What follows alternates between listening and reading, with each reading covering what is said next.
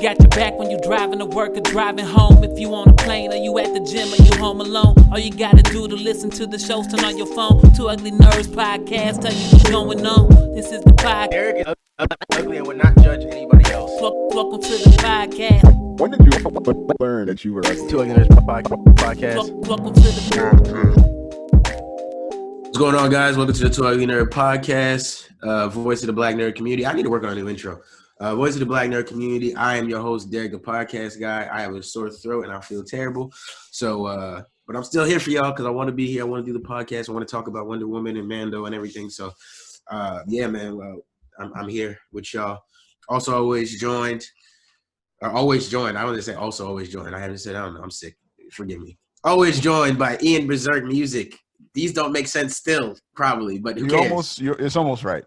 Really? Yeah, in my screen you point at Cam, but if you just keep going. On my screen pointing in. Oh, you're down? No, I'm you're right down. Next to you. I'm next to you on the You're this way. Other way. This way. I mean, it don't even matter. Really. Oh, actually, it does matter because I'm the one that's recording. So they're gonna see my recording of it. Yeah. Yeah, they are going. I mean, I'm recording it too. Yeah. If my recording doesn't fuck up this time, then I'll use it. So, anyways, you're here. No. Ian Berserk Music, audio engineer / super producer. Yeah, that's me. Yay, what's good with y'all? That's Ian. You're Cam is below, not Cam. Gerald's below you if you want to. Oh, below. Nah. Also, always joined by Geronimo, Mr. Nintendo. What's good, y'all? AKA a Sephiroth main. AKA that's not true, but AKA hey. We don't come on this podcast to tell the truth, bro. This is nothing about the truth. You're a Sephiroth main now. I don't care what you think. Sometimes I care what I think. This man tell me I don't care what you think. What? That boy Ian drinking wine from the bottle on cam. This is sorrow, bro. Yo. Hey, bro, that's what I would say too, fam. I know. Sorrow, bro. That's what it is. Show me the label on that bottle where it say sorrow. Nigga, I should put it in a wine bottle. So you drink wine, bro. I don't care what you say, bro. It's supposed to start a home, bro. The Southerners of the homes. Damn, why are you green? Okay, I'm glad I'm not the one to see that. Like, I think, let me see. Let me try to fix it. It's good on my end. I don't see you green on my end, so. Let me see if I can get. Do you see green, Gerard? I do. It's only when he becomes like the main picture of the I haven't set up. Oh, I have all four open. Yeah, I have all four. Oh, you have all four. Let me do all four. I don't see, how you do that? Gallery. Okay, here we go. Mm-hmm. Oh yeah, it's like that. All four. All right, yeah, I have the little gallery view now. Let's see if I. Oh, that's weird. Okay, so yeah, Derek's on the top left, on top right, Ian's bottom left. Dark. I don't understand. Yeah, I don't know why it's giving you that green screen on you. You sure you don't have like a It was given it to me like earlier. a background? No, I don't have any backgrounds or anything. Like, because This man looking like a Game Boy. it's gonna. Yeah, I'm gonna look like a dirty fish right now. So. Whatever, man. Also, always joined by Mr. Green Man himself, Angelo Nobles, Cameron. What's up? We appreciate it. Back again, once again. This time I won't get high and die in the corner like last time. Facts. We on Zoom today again, boys. Not because my apartment complex won't fix the bullet hole in my window, but because I'm sick. And also, this is easier for us. So, whatever. Let's start by talking about Wonder Woman, man. Get out the way. Let's just get it out the way. I want to be clear in how I say this. If you enjoyed this movie, good for you. Like, I'm happy for you. I'm glad you were able to get something from it. And move on. Like, if you like this movie, then skip this part of the podcast. Just skip it. There's no point in you telling me how much you enjoyed it because I do not agree with you. I think you are very, very wrong, and I don't know if you've ever seen a good movie. But if you like it, that is okay. But just move past this. Don't tell me your comments. Don't tell me your comments. I won't say. I've seen a good movie. Just can't have. You can't talk to me and tell me you've seen a good movie and think this Wonder Woman movie is also good. I cannot believe you if you think that's true.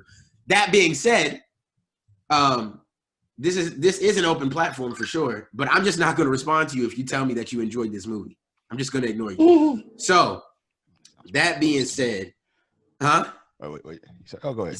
Now, what'd you say? Now, don't try to be Rory with your under the breath comments. Oh my Say God. what you gotta say. Sniping. It sounds like a pretty close conversation to me, but Facts. It is a pretty close conversation. This isn't a good movie, man. I'm sorry. This isn't a good movie. Forget comic accuracy. Let me state that as well. Like, forget the comic books. Forget the comic books completely. There is no excuse that Wonder Woman should make the invisible plane with a fucking Dragon Ball Z Kamehameha wave ball in her hand to make the invisible plane. What? Like, the thing is, I racked my brain trying to remember when that happened. I looked through a bunch of continuities just to make sure I wasn't crazy. That's the laziest fucking writing I've ever seen in my life. Fucking laziest. Laziest. She's been on the earth for what, like 30 years now? She's been in regular world for like 30 years. If she had these powers and she still couldn't fly, you don't think she would have made the invisible plane years ago and had an invisible plane? Nothing. Maybe it never occurred to her until just now. Like, until her pilot boyfriend came back and the Smithsonian just happened to have an antique fighter jet that had enough fuel to get you to Egypt from Washington, D.C. That was parked. It was parked, and they just literally just walked into it and like, we're gonna drive it now, and then just fly all the way to Egypt in a day. Also, I was watching this with a big DC fan of mine when I was over at John and Kayla's. His father-in-law, he was watching it. And when he was like, "Where's the invisible plane?" He was asking the entire time. He was like, "Where's the invisible plane?" And I was like, "What if they grab like a plane and then this is how they explain it's invisible?" And then boom, it happened. And then the other thing too was like, so she has these powers, right? She can turn things invisible. In the car chase scene in Egypt, why the fuck did she turn the car invisible? Like it was just like one of those like if anything about this movie, what makes it worse is this movie was boring as hell.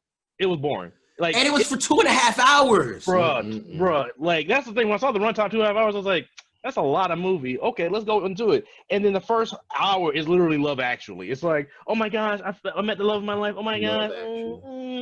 It's like you're just watching them just like having brunch, and you're like, okay, where's the conflict? Where's the issues? So, Cheetah is one of Wonder Woman's greatest villains of all time. Cam just cleared up for some reason. Whoa. Cheetah is one of Wonder Woman's biggest villains of all time, right? Like one of her biggest. Sorry, like the Joker and like Lex Luthor, right? Yeah. Similar, yeah. I mean, Cheetah's a big thorn in the side of Wonder Woman. They spent what 2/3 of the movie being friends and working together, and then she switches on her because she doesn't want to renounce her wish, which she does at the end anyway. Fam, like that's what? We don't know if she actually. No, she did. She doesn't look like a cheetah anymore. Cheetah is a cheetah all the time. She's not a transfiguration teacher, bro. We'll see. That's the thing. I feel she's not McGonagall.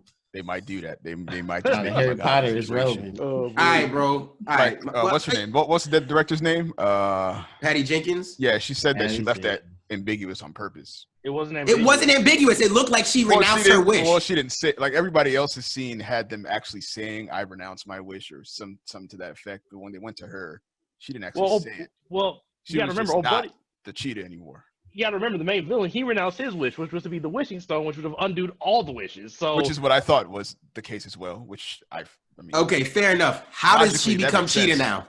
How does she become cheetah now? Maybe she's a transfiguration cheetah.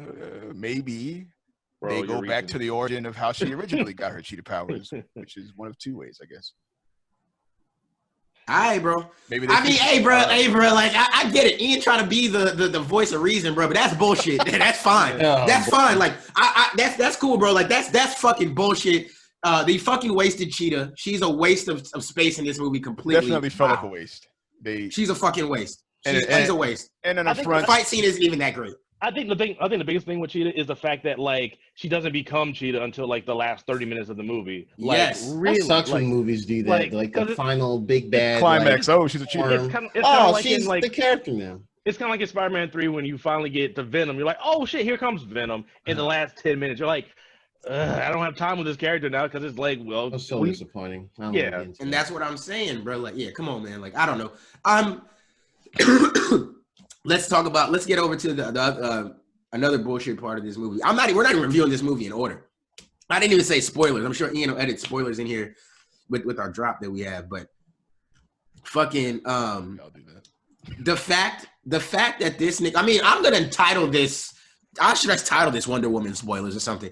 Fam, the fact that this dude got a meeting with the president, fine. Like I can live with all of that because it's like, okay, fine.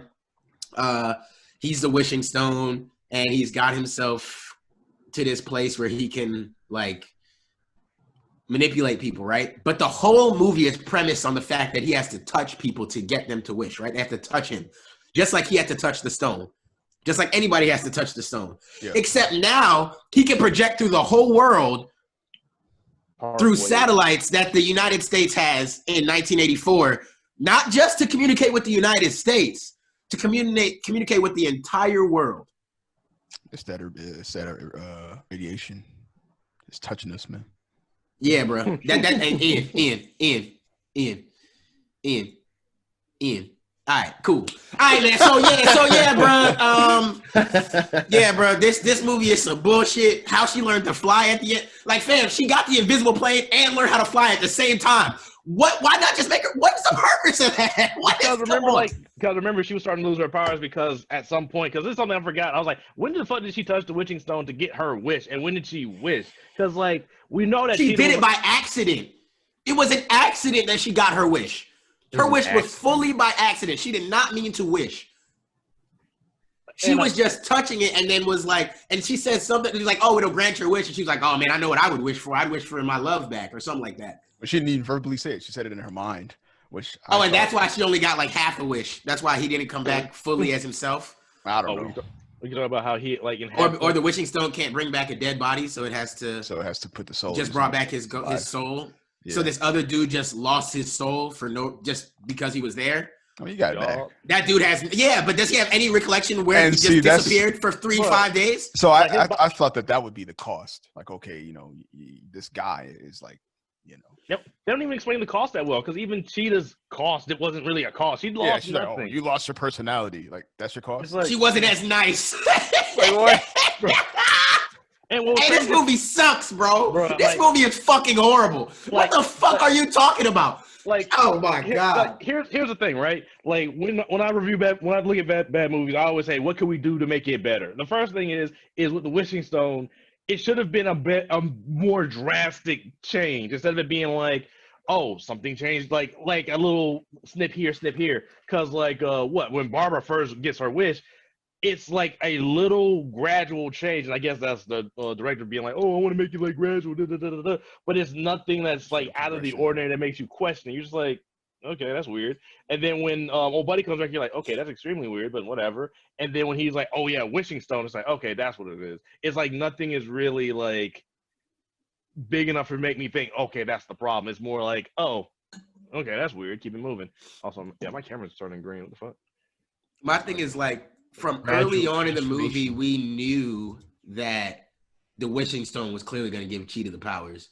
So you're just like, okay, I guess you accept that. But then they do it in like the dumbest way. And the nods to cheetahs all over the place. The damn sound effects of the cheetah in the background. Come on, man. It was everything. It was cats all around her. Oh, everywhere. And always cats around. Wearing cheetah pumps. Like, yes. Oh, bruh. I mean, subtlety was not their strong suit. Also, and cheetahs aren't apex predators in their respective kingdom. Lions are. I mean, bro, when did she forget? That? Like, that's what I mean, bro. She's like, I want to be an apex predator. All right, here's a cheetah. I don't know. They might have made her a gazelle. What's the point? Just do whatever you want. My thing is, bro, if you just wanted to make a superhero, if you just wanted to make a love movie with superpowers, just go do that. Like, go be like The Boys. Just make some brand new shit with this sing song. Wonder Woman is one of the most powerful women in comic book history, right? Like one of the biggest, bro. Like, she's a Justice League founding member. Like, she is vicious. You understand? Like, she don't give a fuck. She hates men, by the way. Trevor is like Steve is like the only one that she fucking breaks down for. And then over time, we see her break down a little bit for Clark in some variations. We see her break down for Bruce in some variations.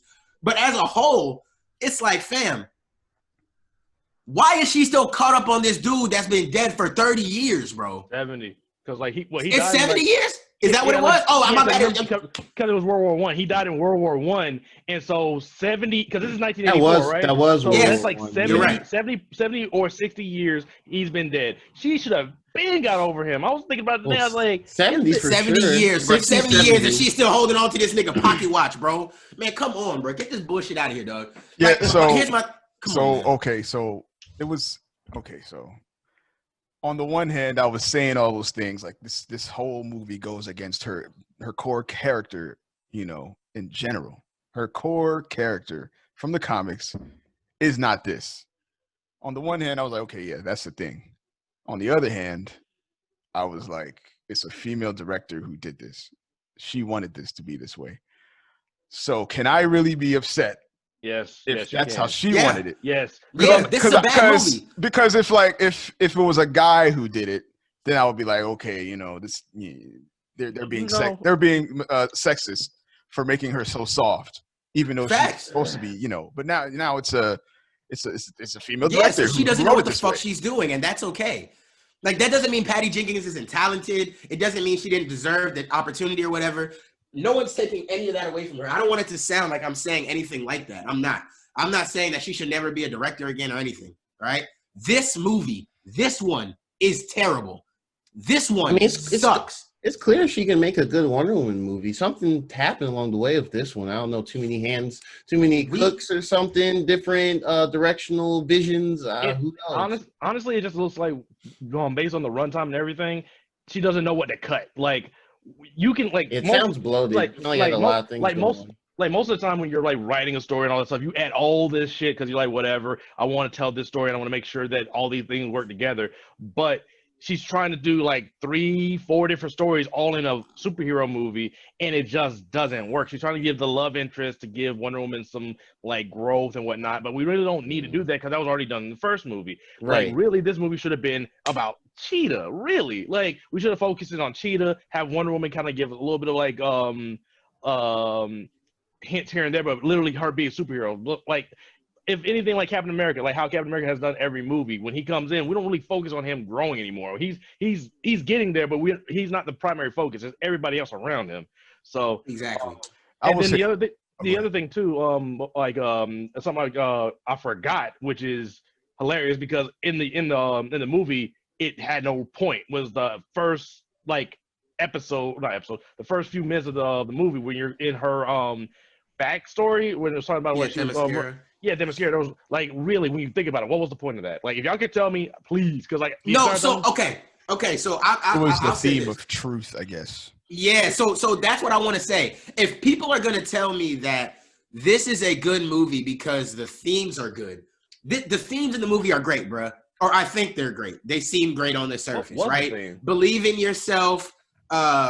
Tell the truth. You know, truth opens up everything. Being honest with yourself. There are themes here that are great, right? I've seen a lot. We can bring this up. We won't focus on it because I will admit that I'm not the most knowledgeable person on these topics.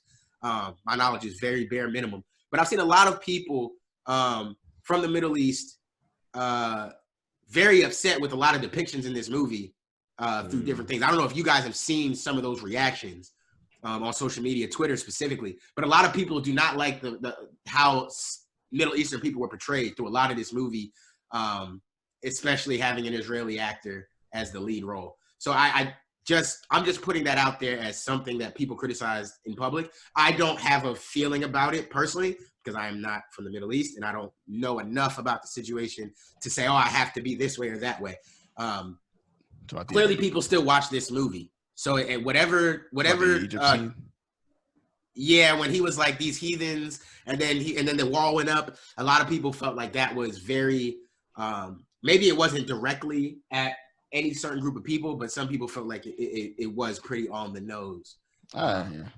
For how people are being treated out there by Israel and things like that. So I can understand why people were upset by that as well. So that was something that came up as well.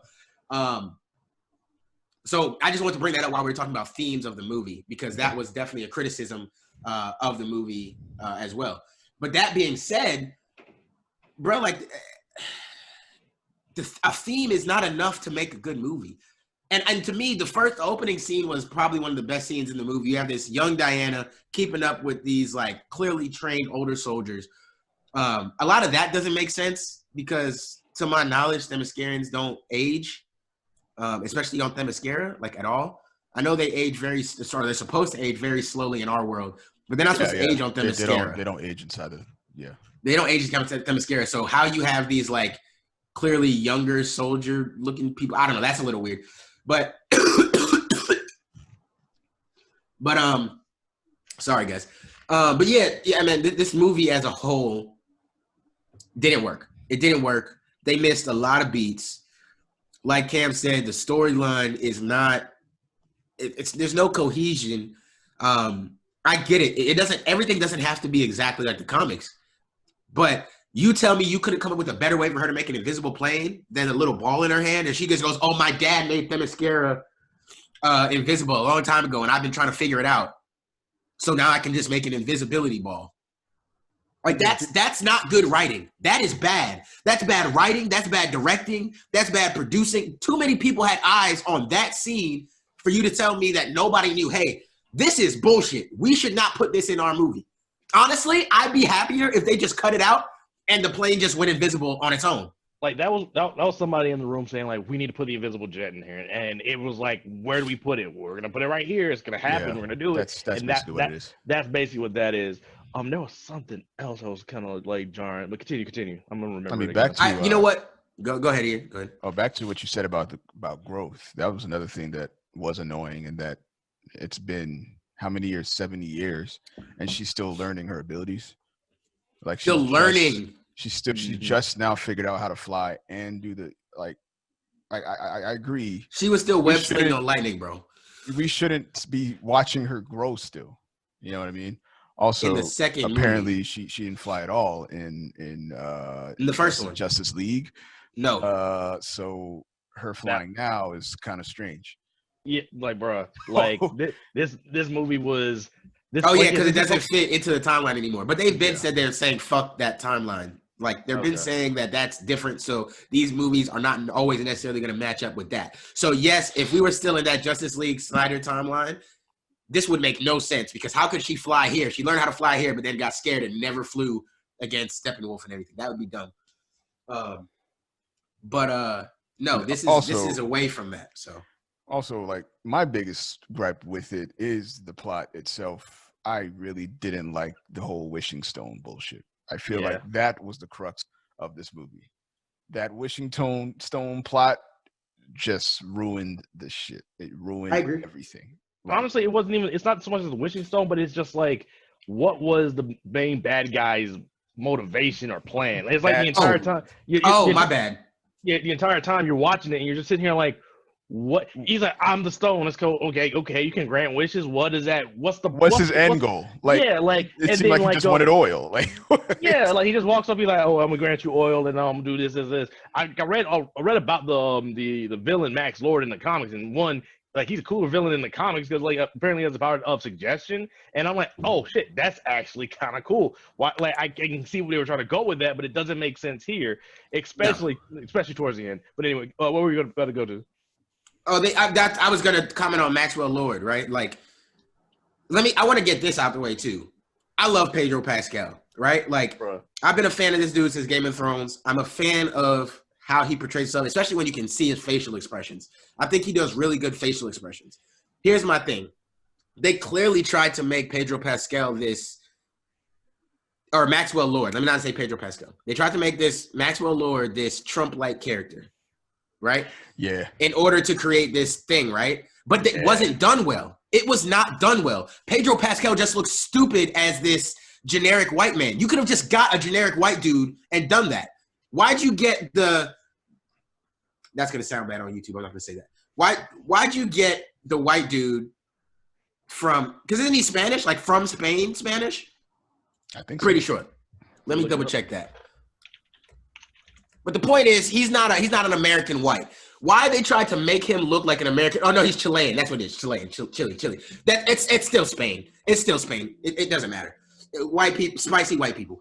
Look, the point is that they took this amazing actor, put him in a role that made no sense, amplified this. They had to have oversold him the importance of Maxwell Lord, because while he's kind of cool in the comics, I'm trying to remember a comic that I read with him exactly in it, and I can't really think of one off the top of my head, to be honest. Mm-hmm.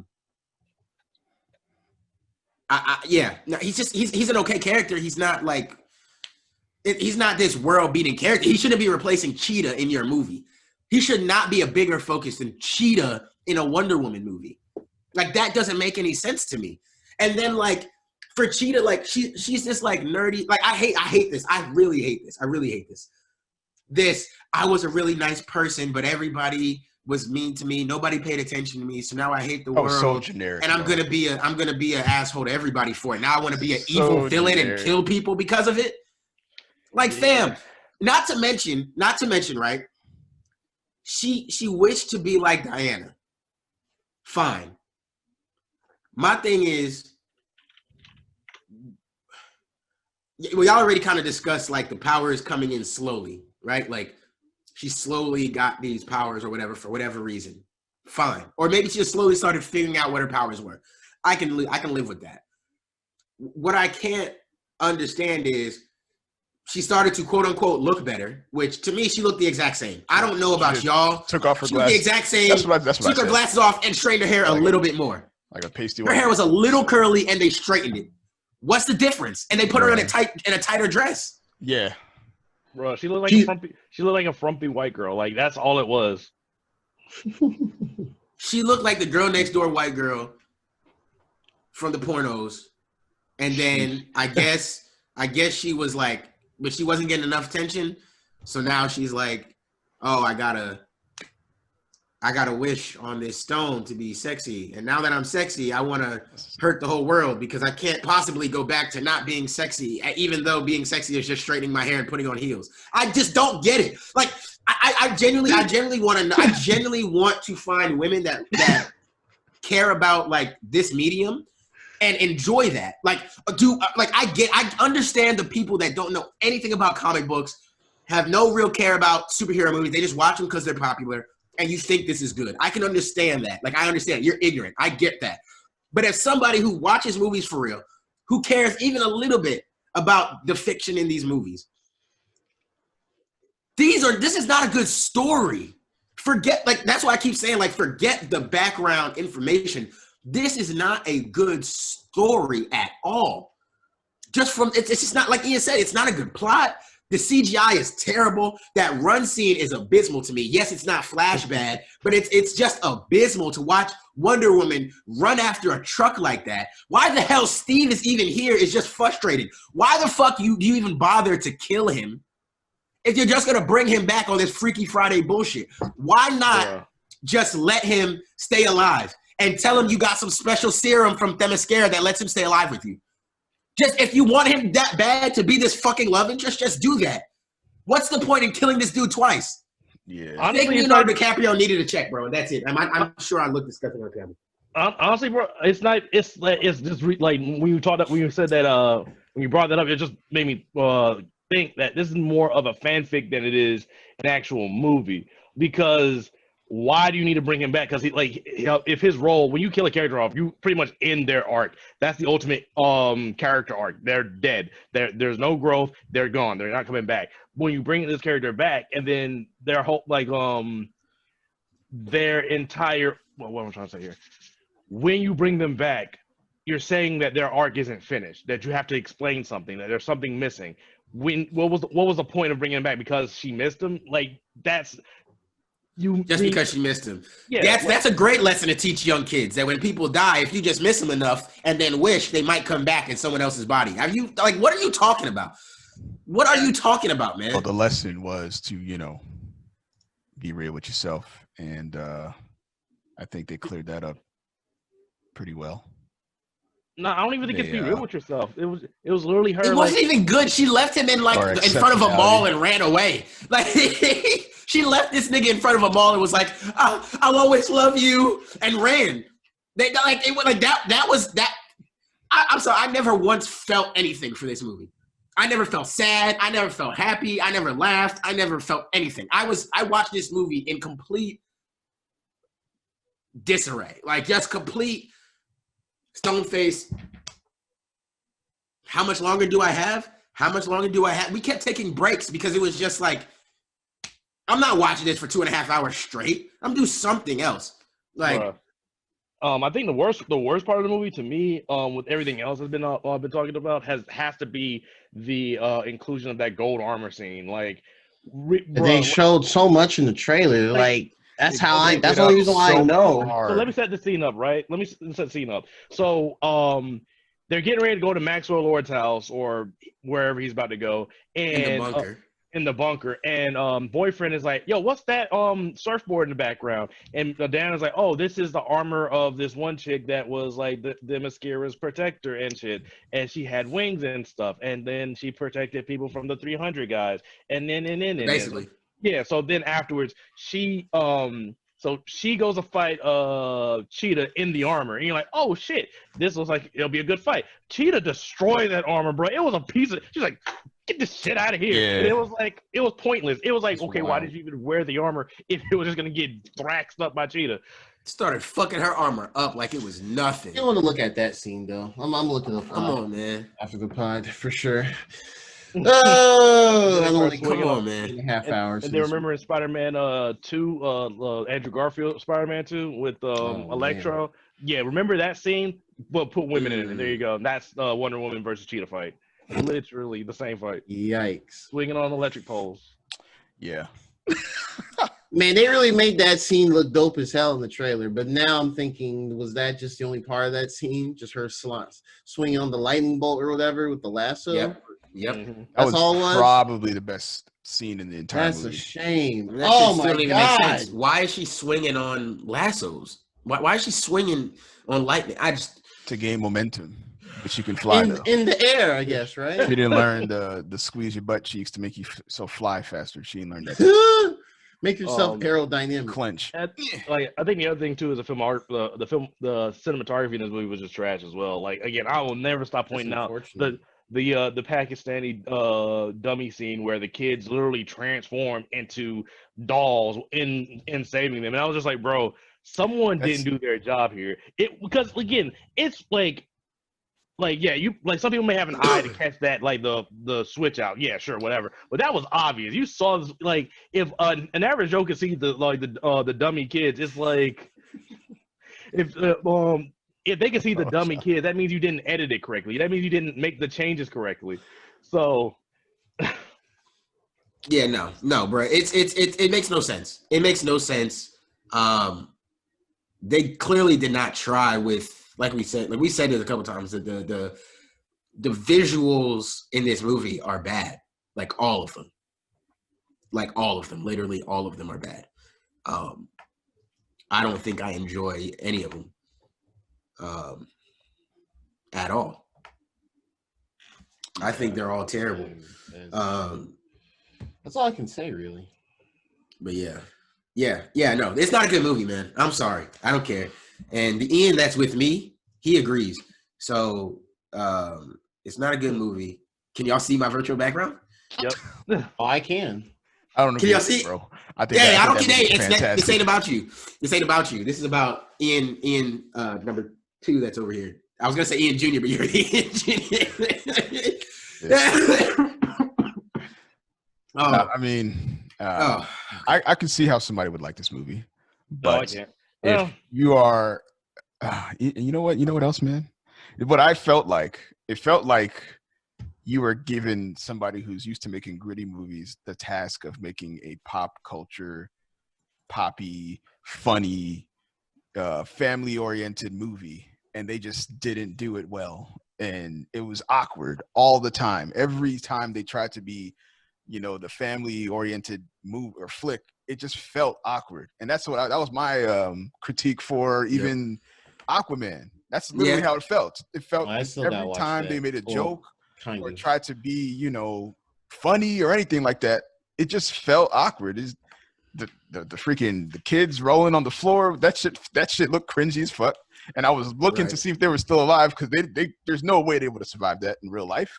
That shit looked it was terrible, man. Okay, it was Bro, really bad. I'm just tired of children just running into danger. Like, oh boy, let me run right in the middle of traffic. It's like, please. Anywho. Yeah, man. I don't know how long we've been going on Wonder Woman, but Oh, it's been a cool 40 some minutes. Yeah, 40. Goes to show you how much we love Wonder Woman. yeah, man. Yeah, no, you know what it is, man? Because the first movie, I said this in the first movie. I don't know if you got, I mean, Ian and Gerard probably remember more. But that movie come out before Gerard came on? I don't remember. I mean, I don't remember fully, but I'm sure Well, I at saw the minimum I movie. know Ian remembers. I saw the movie in the past 2 months on HBO Max. Okay. I know Ian for sure remembers me saying, like, why on earth were her ultimate powers unlocked by Steve getting hurt? Love, affection, Steve, love, and all this bullshit. Like, that doesn't make any sense. But I excused it because I was like, okay, this could be something different. Fine. But I guess it was my fault for not going as hard against that bullshit then, because I can only believe that not giving her enough criticism of how stupid that was at the end of the last movie encouraged this bullshit that we got. She's like, oh, people love that? People love? Diana is the best? Come on, man. I got a coworker who explained it. He had a different take on it, which honestly this movie debunks, unfortunately. And I would have respected it more. He said that when he died, that was like an earthly tie that she had to let go of in order to unlock her power. Fair enough. And then you bring him back 70 years later. And then you bring him back and they're like, okay, now. Sure. I could live. My thing is, that was what I was saying from the jump. I could live with an explanation for that in the first movie because I felt like the rest of the movie was so good. I felt like there was cohesion. The CGI felt like it was good. The fight scenes felt good. Like even when she wasn't all the way powered up, she still felt powerful. Like, and you knew it was an origin story. Like you knew what you were coming into. Like it made sense. This just looks like nobody has any idea what's going on. Nobody has any clue what's happening. It looks like but they had to make a movie anyway. They didn't watch the first movie. Like that's what it is. Facts. Like they didn't watch the first movie and we're like, oh, we're just going to build off of the first movie, but we have no idea what made the first movie as good as it was. So. Oh man. Yeah, I don't know. yeah, Well, it's bad. All I know is that the third movie, I better not see any kind of There's probably going to be a third character If building. Steve Trevor- I think If it's Steve comes back right? in the third movie, I mean, I think all of these are going to turn into trilogies, and then they're going to try to make a new extended universe. I think that's what they were trying to do. Let's finish up all of these as a trilogy. I think Shazam will probably finish a trilogy. Aquaman will probably get a trilogy. Wonder Woman will probably finish her trilogy. Batman and Superman are probably done. Well, we're going to get that other Batman movie, but that's not Ben Affleck Batman. So I think we will unfortunately get this, but that doesn't mean it's a good thing. If Steve comes back in the third movie, I will turn it off immediately. I'll say that as much. Like, and you know what? I want to talk about this. We can talk about this and transition off of it. How do you feel watching this at home affected you versus watching it in a theater? I didn't feel as bad, like because I was at home and I didn't have to drive there, pay for a ticket. Yeah. And I was watching a friend's stream of the HBO Max, so I haven't spent any money. Like, it didn't ruin it, but it made it bearable, right? So it's kind of like I didn't pay for this, so I might as well eat. So Yeah, I felt less inconvenienced watching this. And for that, I was able to receive the movie with its flaws a little better, even though I still think it was bad overall. Right. I'm saying okay, it's bad, but it's not as bad considering. As if I paid Yeah. $12 for it. Yeah, I get it. Because I do agree with y'all. That did help that you didn't have to pay, $8-10 to go see this and then drive there and meet up with your friends and all that jazz. You know, that did feel better. I actually saw an interesting take where it was like seeing this at home probably hurt the movie more because you can pause it and critique it. immediately. Mm-hmm. Versus if we were at a theater, we'd have more, social sense to, I'm not going to put my phone out. I'm not going to just tweet all through the movie with my phone light on. You know what I'm saying? Like, and then you have to then you go out in the, like us, we would go in the parking lot and talk about it and, whatever, yada, yada, yada. But a lot of people, they get in the car, they go home. Let's say you got a 15, 20-minute drive home from the theater. You go home and then you start talking about it again. By then you've forgot some scenes and, you might have forgot this and this that really annoyed you. You might have missed this or that. You know what I'm saying? So when you get back, you might have a version of the movie that, yeah, it's not bad, but it's probably not the worst thing ever. Whereas I felt like this was, yeah, that's funny. I felt like this, this definitely.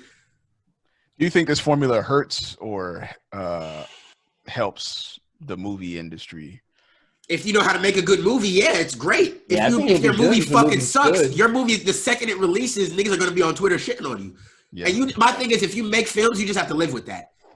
And I don't know. I feel like we've done enough here to clear this up. This has nothing to do with this movie having a woman director or a woman lead. I think we can all say we enjoyed the first Wonder Woman. I think we are all fans of Wonder Woman as a character. Yeah. I don't think there's anybody that dislikes her character or anything like that. So this isn't some misogynist, sexist thing. We don't like this movie because women are in it. We all love women, so there's no reason for us to hate that. This movie isn't good. It's just not good. And that's why I wanted to say earlier that I'm not saying Patty Jenkins should never direct again. I'm not saying that she should or produce again or whatever she did on this movie again. She should take more time. She should take more time and make sure her team is filled with people who know what they're doing. Directed. This is not good. Written. This is not good. And what's not going to help is people who don't know anything about the genre just telling her, oh, this was great. Me and my daughter loved it. Well, your daughter is 3 years old and doesn't know any better. I get it. When your daughter goes back to rewatch this at 15, 16, she's going to be like, yo, this fucking sucks. This sucks. This movie from my childhood that you told me I love is terrible. I just can't believe that kids are going to grow up watching this and be like, I love this movie forever. At some point, they will reach a point and go, that's not a good movie anymore. That's not good. That was not good to watch. It's not like us going back and watching old Disney movies or Pixar movies and being like, wow, these are still pretty good. These still hold up. This is not going to age well at all. Mm-hmm. And to echo your point too, you want to make good movies, especially good good Wonder Woman movies or movies that have a female lead, because criticizers will point to that and say this is why you should make a Wonder Woman movie or a Captain Marvel movie. These movies weren't as good, or and that's going to be their excuse going forward. So to prevent but fuck those guys too. Yeah, fuck those them guys too though. Fuck those them guys too. But fuck them because they don't understand the characters either. So we just want to be clear about that. They're wrong. 100%. But that's the excuse they're going to use. Of course. They've used it before with black folks and then black leads. They'll say, oh well, it might not be a good movie because remember when Black Panther came out, it was like it's not going to be a good movie because you have a black it's only going to get money because black people are in it or the black lead. Yeah. So when you get those excuses, it makes it harder and harder to push for a movie with representation in it. So again, for everyone out there, we want the movie to be great. That's why we're critiquing it as hard as we are. So yeah. I wanted this movie to be good, man. Like Wonder Woman. The reason why we have all these female lead superhero movies now is because of Wonder Woman. You know how good it was. Facts. So, it is what it is. It fell short. I mean, my mom, she has kids and everything. She didn't like the movie.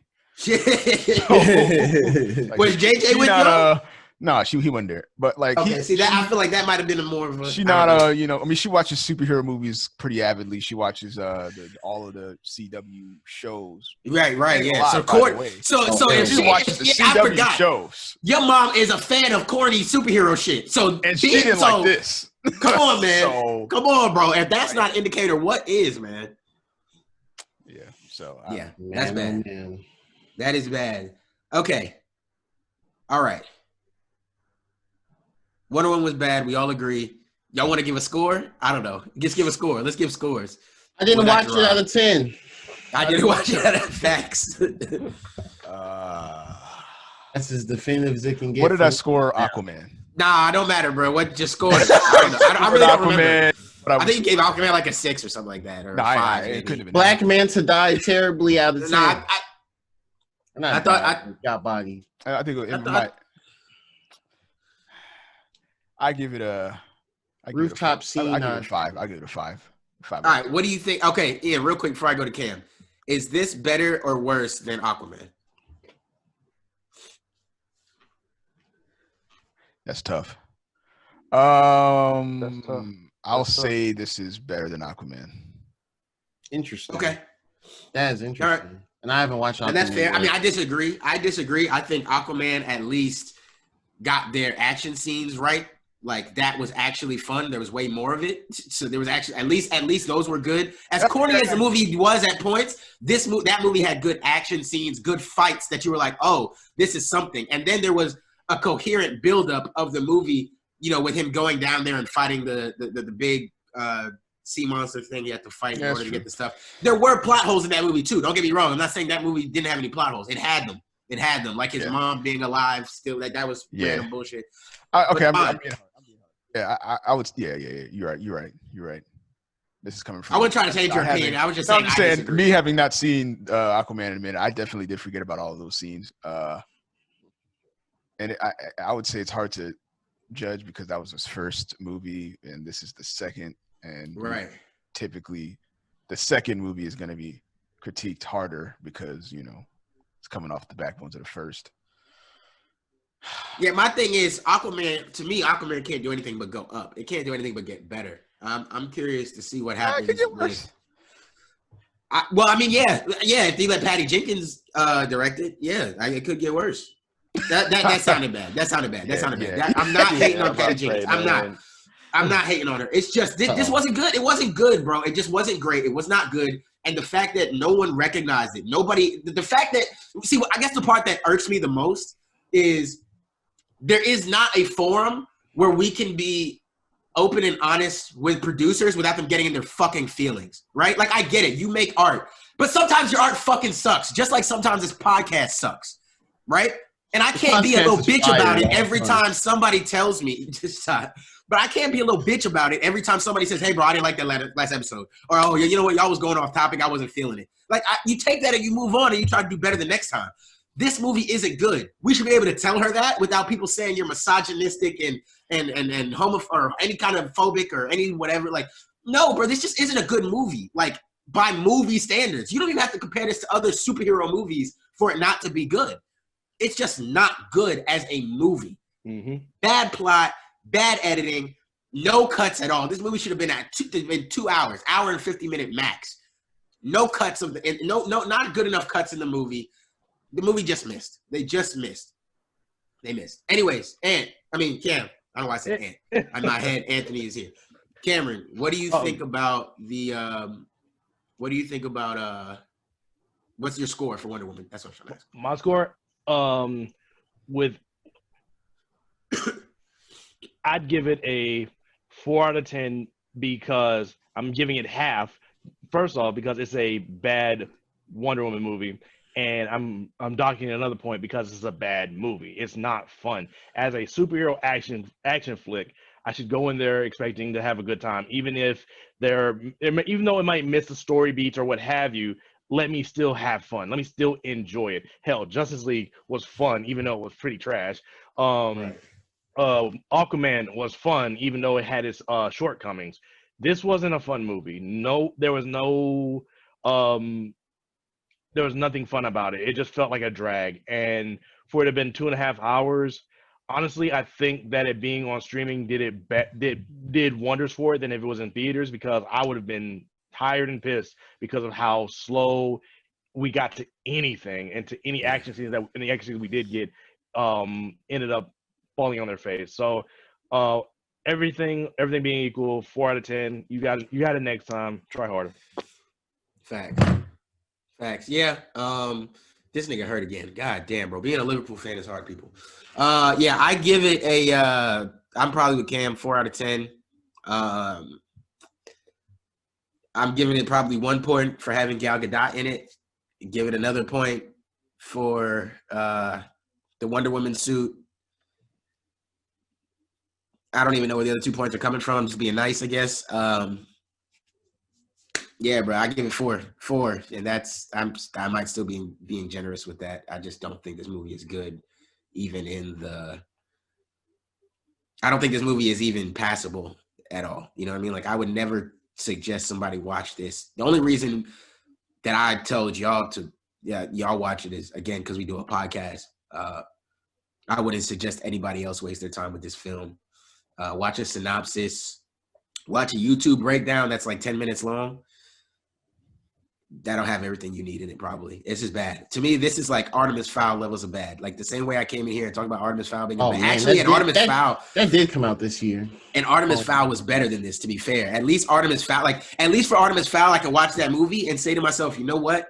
This is for children. This is for children. And these children did not read these books. These Artemis Fowl books that I have over here, y'all can't see them, but I have a bunch of Artemis Fowl books over here somewhere. I don't know where they are. I was going to grab one, but whatever. These Artemis Fowl books, I get it. These kids did not grow up reading them. These kids aren't really even growing up reading like huge book series like that, really. You know what I mean? Like, not big ones. I mean, I think the last big one for kids was kind of like Percy Jackson, unless I'm like out the loop. Maybe there's a new one out there that I don't know about. But Percy Jackson, I feel like was the last super mainstream book series that came out for kids or young adults, if you want to call them that. And so I get kids didn't read this book. So if they go watch that movie, they might enjoy that movie. I can get that. See, that's my Wonder Woman is not that. So who's the target audience for this movie? And like you said, women didn't like it. So what were women saying about this movie? What were they? You know what we should do? I should work this week to see if we can bring somebody on next week. Actually bring a woman on who's seen this movie, who's a fan of maybe the genre, or maybe even have 2 people. This is a Zoom call, so maybe have 2 people, somebody who's a fan of the genre, somebody who may have seen it but is not a fan of the genre, and let them talk about the movie as well. Probably should. I mean, if it wasn't on such short notice, I probably would have planned it for today. We could try something like that. And actually, I don't want to speak for women. You know what I'm saying? Exactly. But I will tell you that what I saw from women on social media, and a lot of it was, this is very bad. This is not good. This is not enjoyable.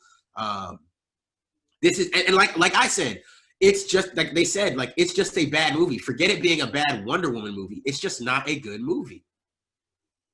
And that seems to be the consensus online. Male, female, older people, some younger people. Like the only people it seems like this movie was made for, it looks like it was made for people who have never ever heard of Wonder Woman before. That can't be true because it's the second movie. You know what I'm saying? You came into it because you watched the first one. I assume. Sure, no, and that's fine. That's fine. You watched the first one, and you still don't understand Wonder Woman's character at all because the first one didn't show her being this independent, super powerful human being. It showed her being this super. Everything is about love for me. So know what? So is that the critique? Is that the critique that women are saying? Like, is their critique? Like, it's. What do you mean? That it's too lovey-dovey? It's too much of a love film? Yeah, I've seen that critique multiple times across the internet. Okay. From Black women. So it's safe for me to say that. Oh, and it's hard. I'm trying to form the words. Say it with your chest. Say it with your chest.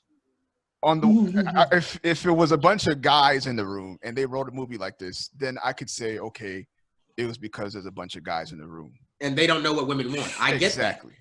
But to think that a woman wanted this, that this is how she wrote it to be. Yep. This is exactly what she looked for. I was going to say, not all women are thinking on the same spectrum either. So, like, again, 50% of women voted for Trump. Yeah, women aren't a monolith. So, yeah. These are facts. Take that into account? Yeah, so facts. Like because there's a woman out there who messes with the way that Wonder Woman is portrayed. Oh yeah. For sure. I've seen a lot. And prefers this version of Wonder Woman than the Wonder Woman. Oh, I won't say that. I will say that because this is what I was saying. The women that I see tweeting about this, a common theme amongst them that are tweeting positively about this. The women that I see tweeting positively about this, for me, it seems like a lot of their justification is, well, me and my child liked it. Me and my kid liked it. And maybe it's not, because I don't care. I've only seen white women saying they're enjoying this movie. I've only seen white women saying they're enjoying this movie and they watched it with their kids. And normally after that, they normally have follow-up tweet that goes, well, I don't read comics. I just watch movies to enjoy them, and I enjoyed this. And that's fine. Like, that is fine. That is fine. Just understand that when you speak from that perspective, you are in a smaller percentage. You are not in the majority when saying you enjoyed this movie. This is not a good movie. But if you enjoyed it, there's bad movies out there that I enjoy. Don't get it twisted. There are bad movies out there that I can rewatch and enjoy. So if you enjoy this movie, by all means, power to you. Just understand that you are speaking from the minority of people when watching this movie objectively. That's it. That's it. You're allowed to like it, but it's the people that I see on the only part that irks me at all is the people online who are like, you're a dumbass. This movie was amazing. And I'm like, no. There's only one dumbass now, and it's you. You weren't a dumbass for liking this movie 2 seconds before, but the second you call somebody else a dumbass for criticizing a shitty movie, you became the dumbass. So that's where I have issues with the movie. But let's get off this shit, man. I've been talking about Wonder Woman too long for it to be this bad. I don't know where Gerard went. Oh, Gerard, I don't know. He might take a dump or something. Probably rap snack or Okay. something. Yeah. Facts. He's trying to get some rap snack. Okay. On our way for Gerard to get back, let's talk Mando. Because I was gonna let Gerard talk about Soul a little bit, but I want him to be back for that. So let's talk Mando season finale. I'm sure Gerard can catch back up when he gets back. Overall impressions of the episode. Just overall impression, no specifics. Just overall, how do you feel about it? How do you like it? Overall, it was a nice climax into the eventual scene where spoilers, by the way. Super spoilers, people. Super Yeah. spoilers. I'm back. We talking about Mando. Okay, cool. It was a great finale. It opened up doors for future, I guess, extended universe, limited series. But yeah, We're just giving overall impressions of the final.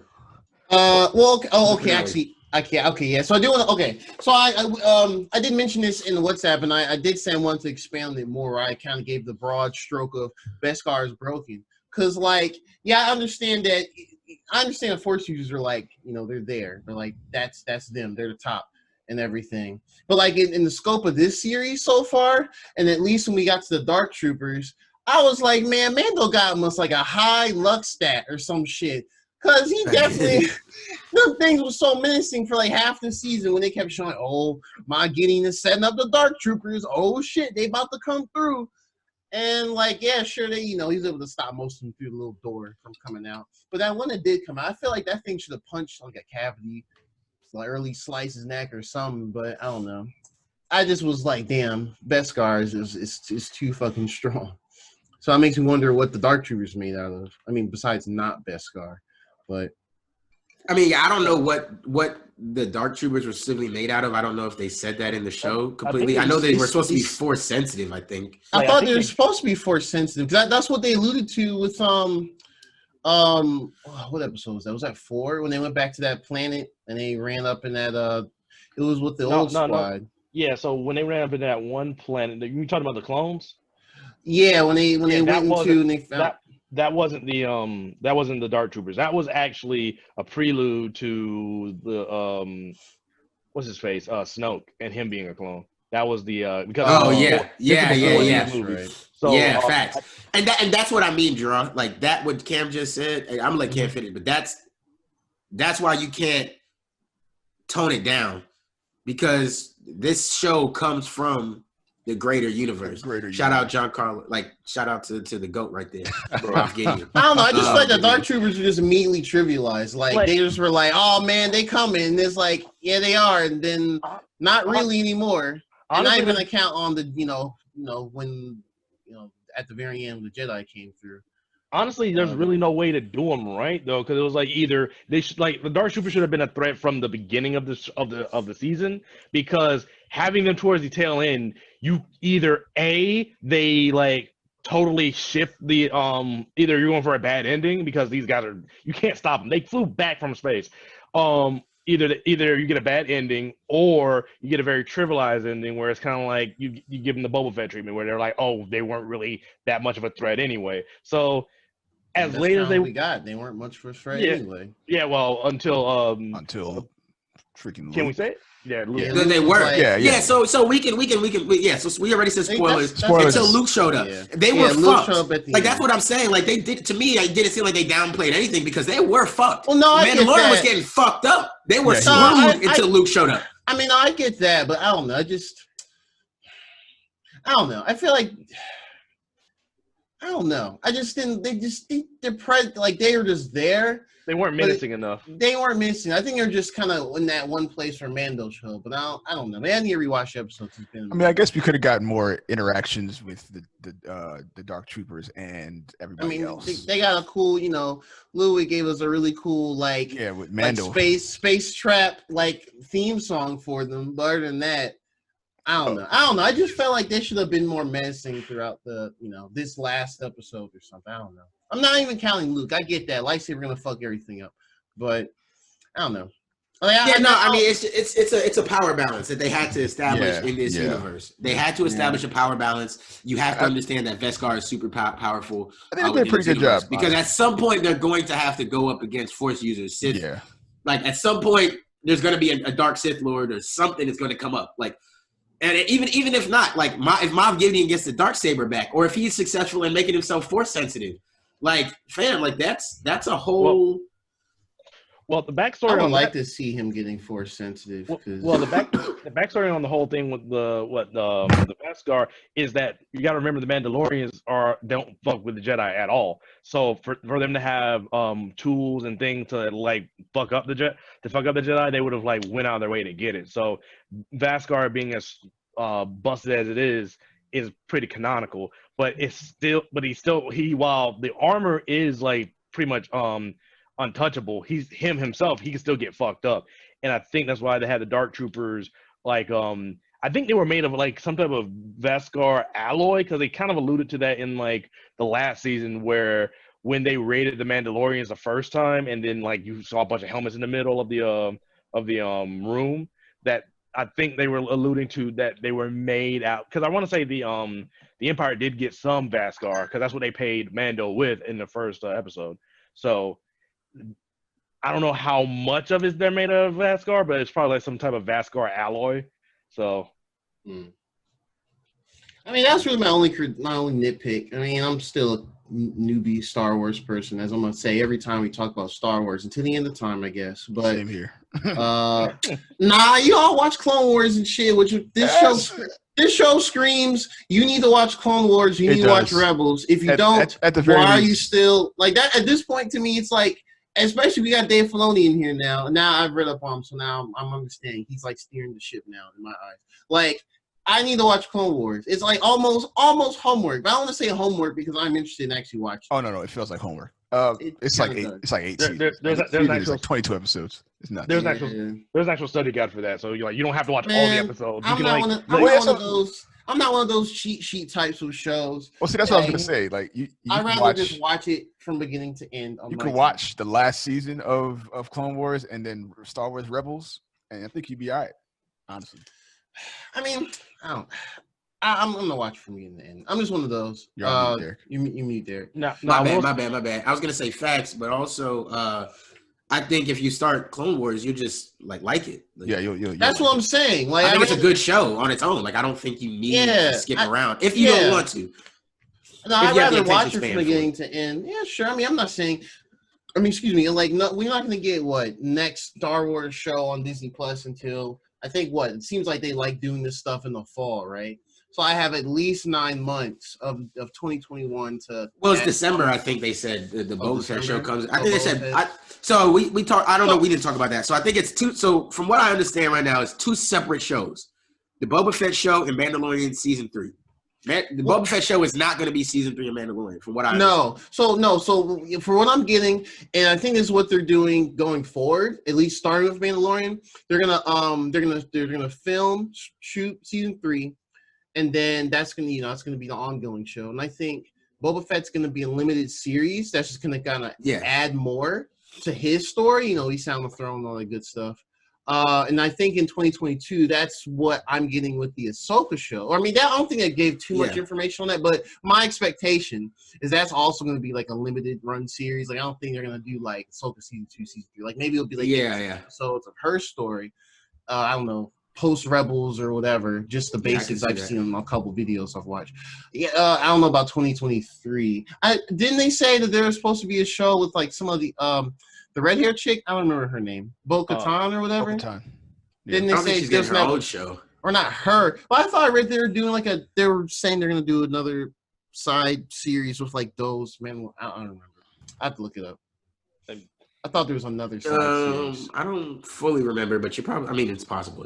I don't remember, but yeah. So at least in 2021, 22. So yeah, So that's just to that. But yeah, the Dark Troopers. Sorry, the Dark Troopers. That was my only little nitpick, really. But there is a Bo-Katan spinoff in the works. Okay, that's right. Yeah, it hasn't been announced yet.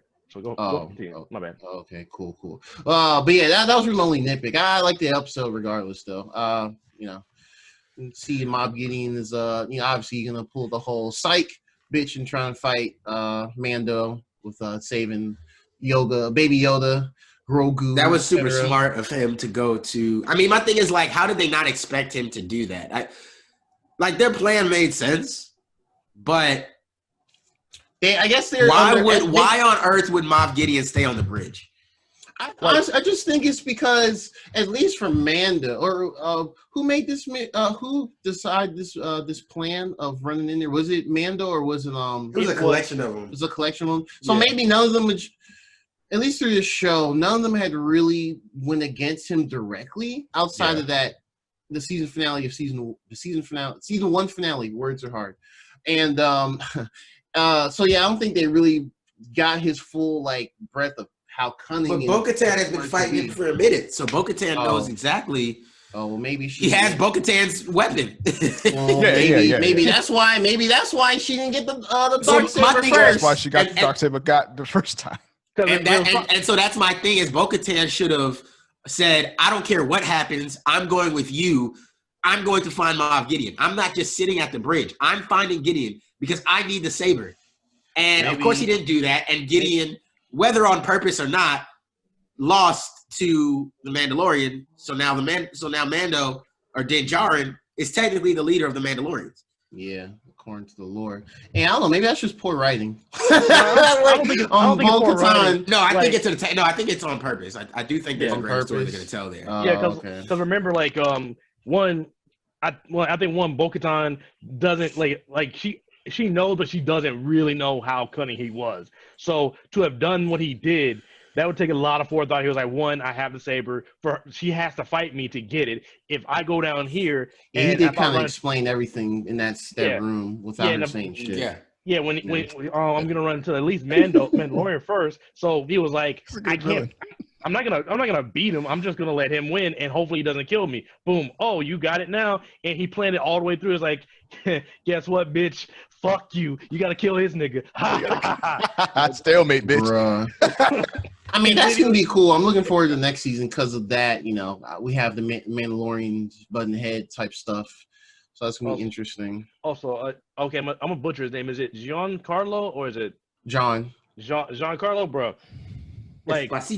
He doesn't really. I mean, he's always kills every role he's in. He don't miss. He really doesn't. He's really consistent.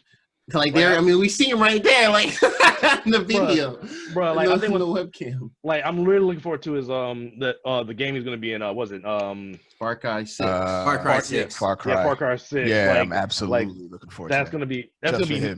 Yeah, bro. Maybe I'll play that Far Cry. I never really actually get a Far Cry. It's gonna be the same formula, same coat of paint. I mean, that's fine. With that nigga. Just with that nigga. That's what Far Cry is supposed to be. That's the Far reason Cry why, just be the exact same and put cool villains in the game. Yeah, that's what Far Cry's been known for. Really, they're villains. I don't know about the last game. I don't know how good the villains. America is a villain. Well, the villains. It was the DLC with the two twin black chicks that were the most multiple villains from. Was that game good? Yeah. New Dawn. New Dawn. Was that good? Give it a fair shot.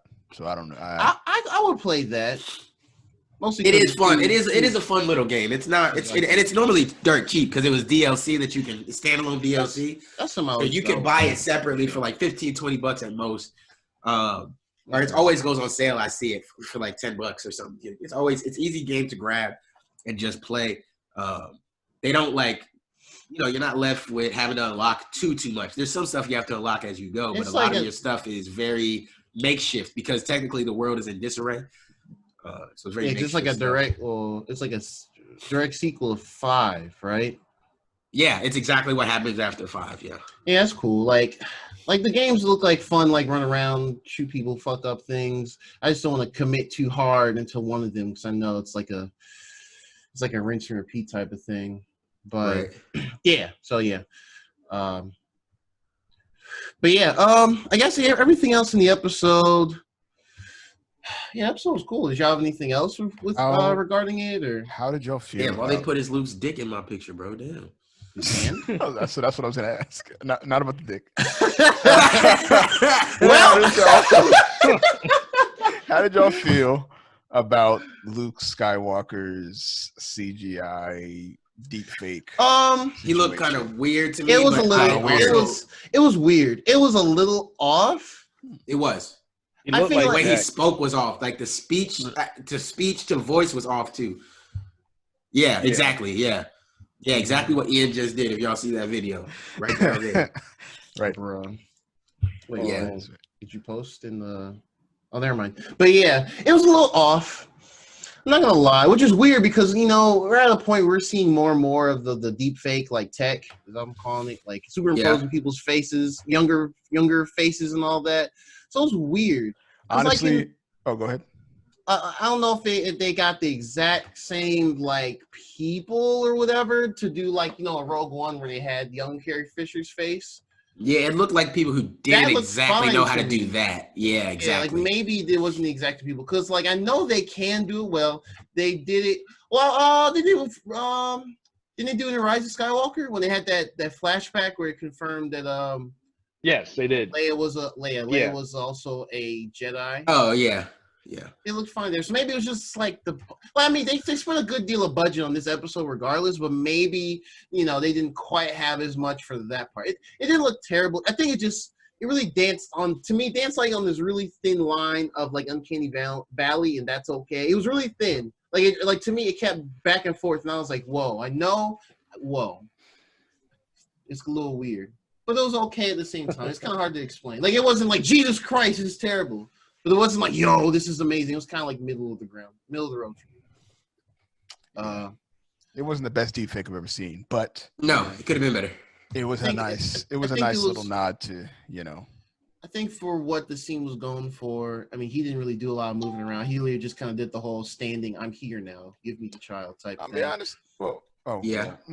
I mean, like when he revealed his face in the room after he ran through and killed all the dark troopers.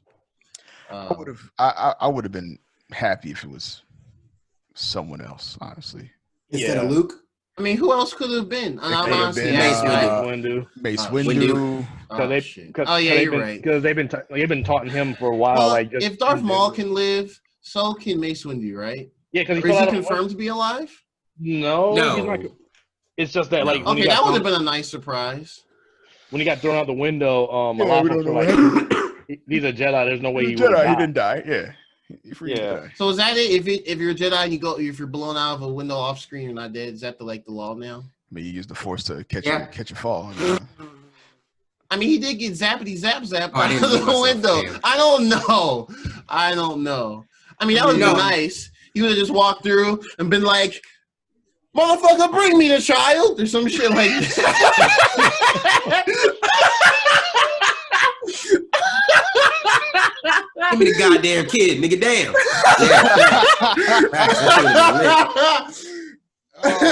Why the Floridians, motherfucker? Do you use them? Do you have them? Facts. Don't shit about being no damn Jedi, boy. Let me save this little nigga. Man. Come on, bro. I heard the call, so I came to retrieve him. Metachlorians, motherfucker. See, I didn't think about it at the time. Yeah, Damn it. because the other thing too, Damn like, it. bringing Luke into it, like that means Grogu dead, Doug. Like, canonically, No, it doesn't. It does not guarantee that. Hey, man, he's not his father, though. like old buddy came through and killed all the kids that Luke picked up because ain't none of them around no more. So, But that's years later. That's years later. Maybe- There's no guarantee that Grogu was there Maybe this show will at have the a same time. skip. Maybe the show will have a It's not even about a time skip. It's not even about a time skip because time skipping to The Force Awakens time makes no sense for the show. Well, I mean, You got too much space. But what you can do is, my thing is, like, we don't know how Yoda's species ages. I mean that far of a time skip because I thought this movie after it's after the Return of the Jedi. I thought it was in between. I don't remember. Mandalorian is between Return of the Jedi. No. Episode 6 and 7. I thought it was It's between like episode 4. 6 and 7. Oh, is it really? Okay, that makes sense. Yeah, I don't know why I'm thinking too hard about it. Okay, so do we know how many years between those movies and Let me time look. frames there are? Who it should have been. Oh man, yeah, that purple lightsaber is Yeah, man. That grapefruit lightsaber, man. Come on, man. Grapefruit. He's in that yo, great. fun fact: there was no purple lightsaber until old buddy came through. Yeah, until he asked for it. Yeah, he asked for it. He's like, "Yo, I want a purple lightsaber." He's like, "All right," and now it's canon. George Lucas was like, "Yeah, I mean, we didn't say we couldn't do that." Yeah, That's cool. I'm glad because just seeing like commercials and shit and little bits of that movie growing up. I was always like, "Yo, Samuel L. Jackson makes me lose cool because he has a different color lightsaber." So Okay, so watch this. So The Mandalorian is 5 years after Return of the Jedi, but 25 years before The Force Awakens. okay, So that's what I'm saying. There's no guarantee that Grogu was never there. mind We then. also don't know. and How, we know the Yoda creatures they age hella slow. Well, we don't know if they age slow or differently because Yoda technically existed in the High Republic, which is the new Star Wars stuff that's coming out now. And the issue there is that Yoda is technically seen. I think they said he's seen as younger there, but then they must have some like rapid like maturity or puberty section in their lives at some point because I think they say Grogu is like 60 or something like that. Like he's I like thought Yoda was old. like in the 500s. No, Grogu. Yeah, Did I say Yoda? My bad. I knew what you meant, but yeah, it's Grogu. But I thought My Yoda. bad. I meant Grogu. I thought Yoda. Well, let me think. Yeah, Which Yoda is exactly why he exists in the High Republic still, but he was younger. He's something like that. So, hold on. So Grogu is. Let me see. Let me see what we've determined his birthday is. I thought his 41 BBY. He was raised in the Jedi Temple, so yeah. So look at this. While still an infant at the age of 50 years, he was sought on behalf of Moff Gideon by an Imperial who hired Mandalorian bounty hunter Din Djarin to retrieve him. So he's about 50. You can. I wasn't trying to minimize. So the child is about 50 years old right now. And so we don't know that, like, it could be something that, like, hey, he needs training, and by the time he hits like 75, he might be like an adult. We don't know when he turns into an adult. You see what I'm saying? Because we don't know when Yoda turned into an adult. We don't know when Yoda went from like infant to teen to adult to young adult. We don't know any of that. Okay. So the same way we don't know exactly how the child. Yeah, because they don't have him speaking any type of real language. They just have him the stock baby cooing noises and stuff. Yep. And so okay, all right, well, okay. I was only mentioning that to see like what happened with Grogu later on. But yeah, episode's really dope. So, well, do y'all have anything to add with like that final scene with like Boba going back to Tatooine? And, not really. I mean, it looks cool. It looks cool. He's got his throne. You know, it definitely looks good. But I don't have anything specific. I mean, I'm obviously hyped for the show. You know, it's Boba Fett, so obviously we want to be able to get the show going. But yeah, who knows? Who knows where that's necessarily gonna go completely. I think it's cool though to see him there, and then he still has old girl with him. So I do like it. I mean, it's interesting. I'm glad they didn't just leave him out there to Right. rot. Exactly. Right. Exactly. I'm glad he was able to Be a You know. and also be a badass, because like how many years have we all grown up with the stories of, oh, Boba Fett's a badass and this. I'm like, bro, he got thrown into a pit and we've never seen him again. Stop Yeah. calling him a badass. And it's like, all right, now he's cool. He's cool. right. Yep. Wow. Facts. There we go. Okay. Definitely. Okay. Season 3 is supposed to come out December 2021, so we'll see where that goes. Or wait, is that season 3 or Boba Fett? Book of They Boba. said both are supposed to come out around the same time. Oh, so they're gonna run Them both. Oh. That's why I agree with you in that that Boba Fett is probably a limited series because they said they're supposed to both. Well, they confirmed come it's out a at the same limited time. series. Oh, they did. They said that. Okay, I didn't know. We if they just said that we for just don't sure. know about Ahsoka, but I'm assuming since it's coming out in 2022 that it will be its own thing, but still part of the bigger, still part of the universe and everything moving forward. Right. Oh, I didn't know they're running. It seemed to be running like concurrently, so that's kind of cool. I thought it was gonna be like Mandalorian, Boba Fett. Nah, Bet. it seems like they're gonna run concurrently. All right, That should be good. I'm down Split for this that. shit up, man. Damn. All right, Disney, I see y'all. Y'all getting confident in y'all confident again. What's the next Disney thing that's gonna? Isn't there something coming out in January? I mean, all the WandaVision. Marvel stuff. WandaVision. Okay, Marvel is next year. Next year is Marvel. Year. Next wait. year is Marvel's year. I've been reading some Scar Witch comics. Yeah, man. Like, You ready? yeah, I'm ready. I'm actually ready. Like, we got House of X. Like, I'm ready. It's gonna be dope. Like from January to so we got January 15th is gonna be WandaVision, and then whenever that finishes, is gonna be Falcon Winter Soldier, and then after that, in May, it's gonna be Loki. Oh, Loki's gonna be interesting, so I think that's gonna introduce us to Kang the Conqueror, who will be one of the next big bads in the MCU. Who will be played by Jonathan Majors. There we go. Yeah. Memory. Okay, cool. So yeah, and, Lovecraft. yes, so that's gonna be dope. But yeah, as far as that, outside of that, I don't really know what else is getting. I think Star Wars seems to be the fall stuff nowadays. Yeah, fall, winter stuff, and then you have the Marvel stuff is going to start filling in the rest of the year. Yeah. So that'll be good. So while we're on content, why don't y'all talk about Soul? I gotta go warm some tea up and do that shit. die. So all right, I'll be back. All right, so Soul, latest Pixar movie, also came out on Christmas Day, 2020. For y'all listening, that not in 2020 for whatever reason. So it's actually really good. I know we kind of touched on it earlier on this year. And I remember Derek was kind of like, I'm not sure about the movie because, they do and they tend to have like a lot of black characters in animated films or whatever, and they turn into a creature or whatever. And it's like, okay, well, you're like half-stepping representation. Thanks. I do want to hear that before I do anything else. Yeah. So how they do it in this movie is clever in the context of what's going on. So along the not really spoilers, but basically the main character is Joe Gardner, voiced by Jimmy Fox, which is cool. He's like this jazz piano player. He's also a music teacher, and like one of his main things, this is New York City. It's not like some fake mail. This is legit in New York City. And he was just, he's a music teacher and everything, but his main aspiration was to be like, playing one of those jazz clubs of like well-renowned musicians. And he managed to a friend of his who's a drummer. I think it was voiced by Questlove. Yeah, it was Questlove. Cool. Questlove. Yeah. He actually got to score a gig with like this well-renowned like jazz saxophonist. Yeah. Yes.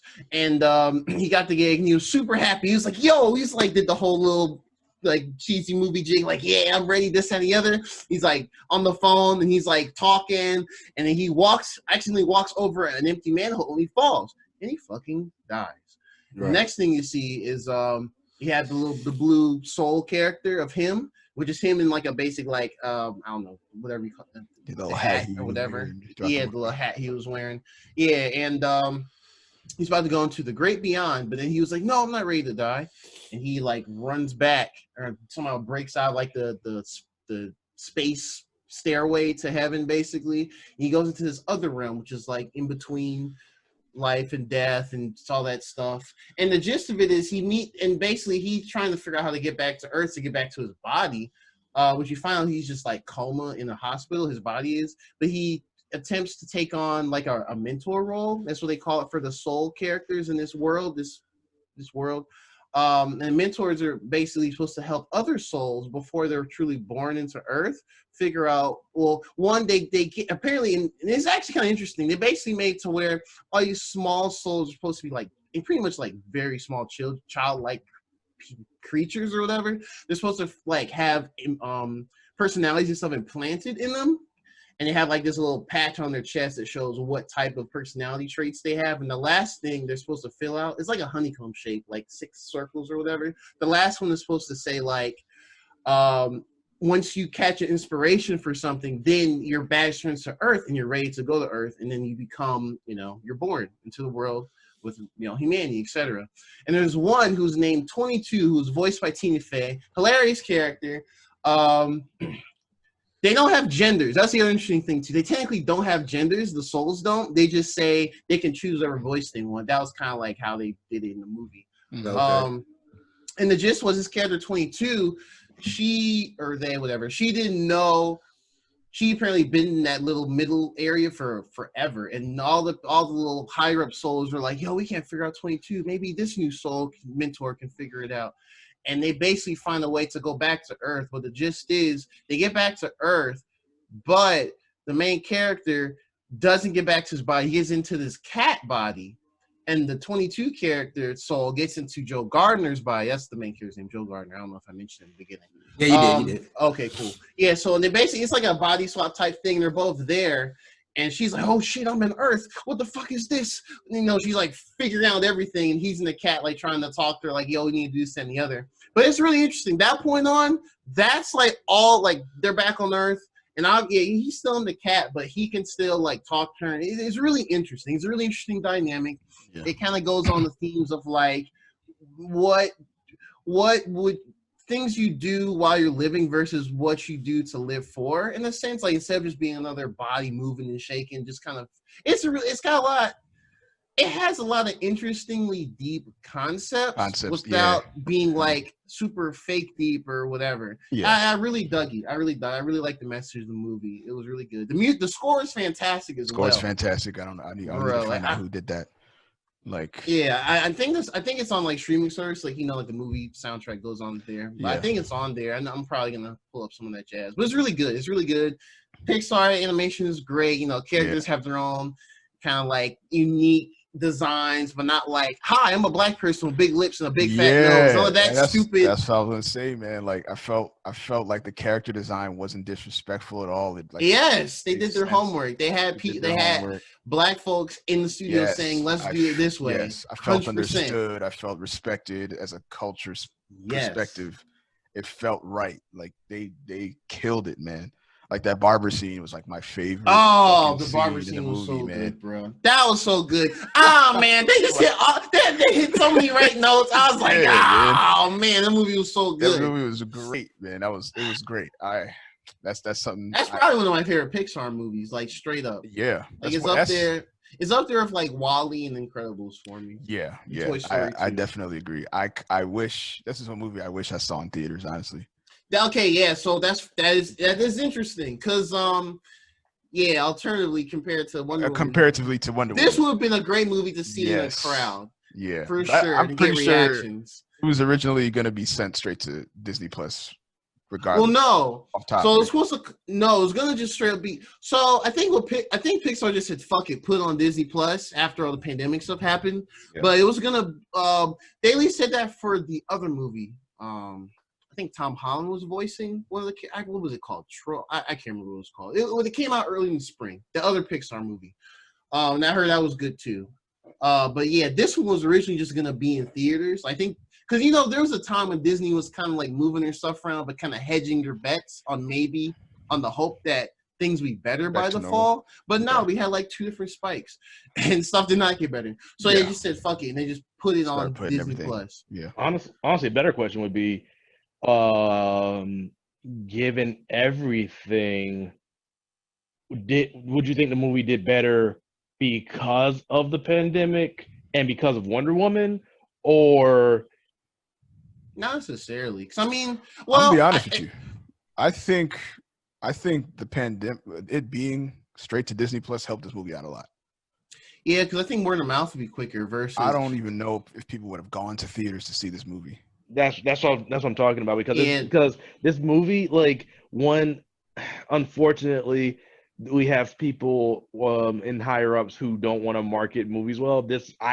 Outside of like internet talking about it, us talking about it, Just had there- one trailer before. yeah, it didn't have it didn't get a whole lot of marketing. So It didn't get if pushed. if we didn't have a pandemic, and if Wonder Woman wasn't as bad as it was, I doubt this movie would have came out.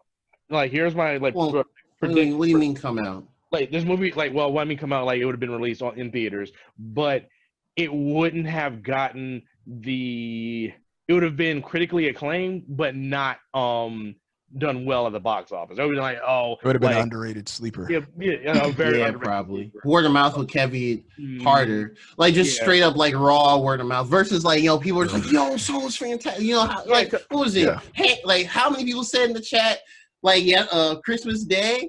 And I didn't watch it till, like, 4 in the morning because what is the sleep schedule during the holiday? Yeah. But, yeah.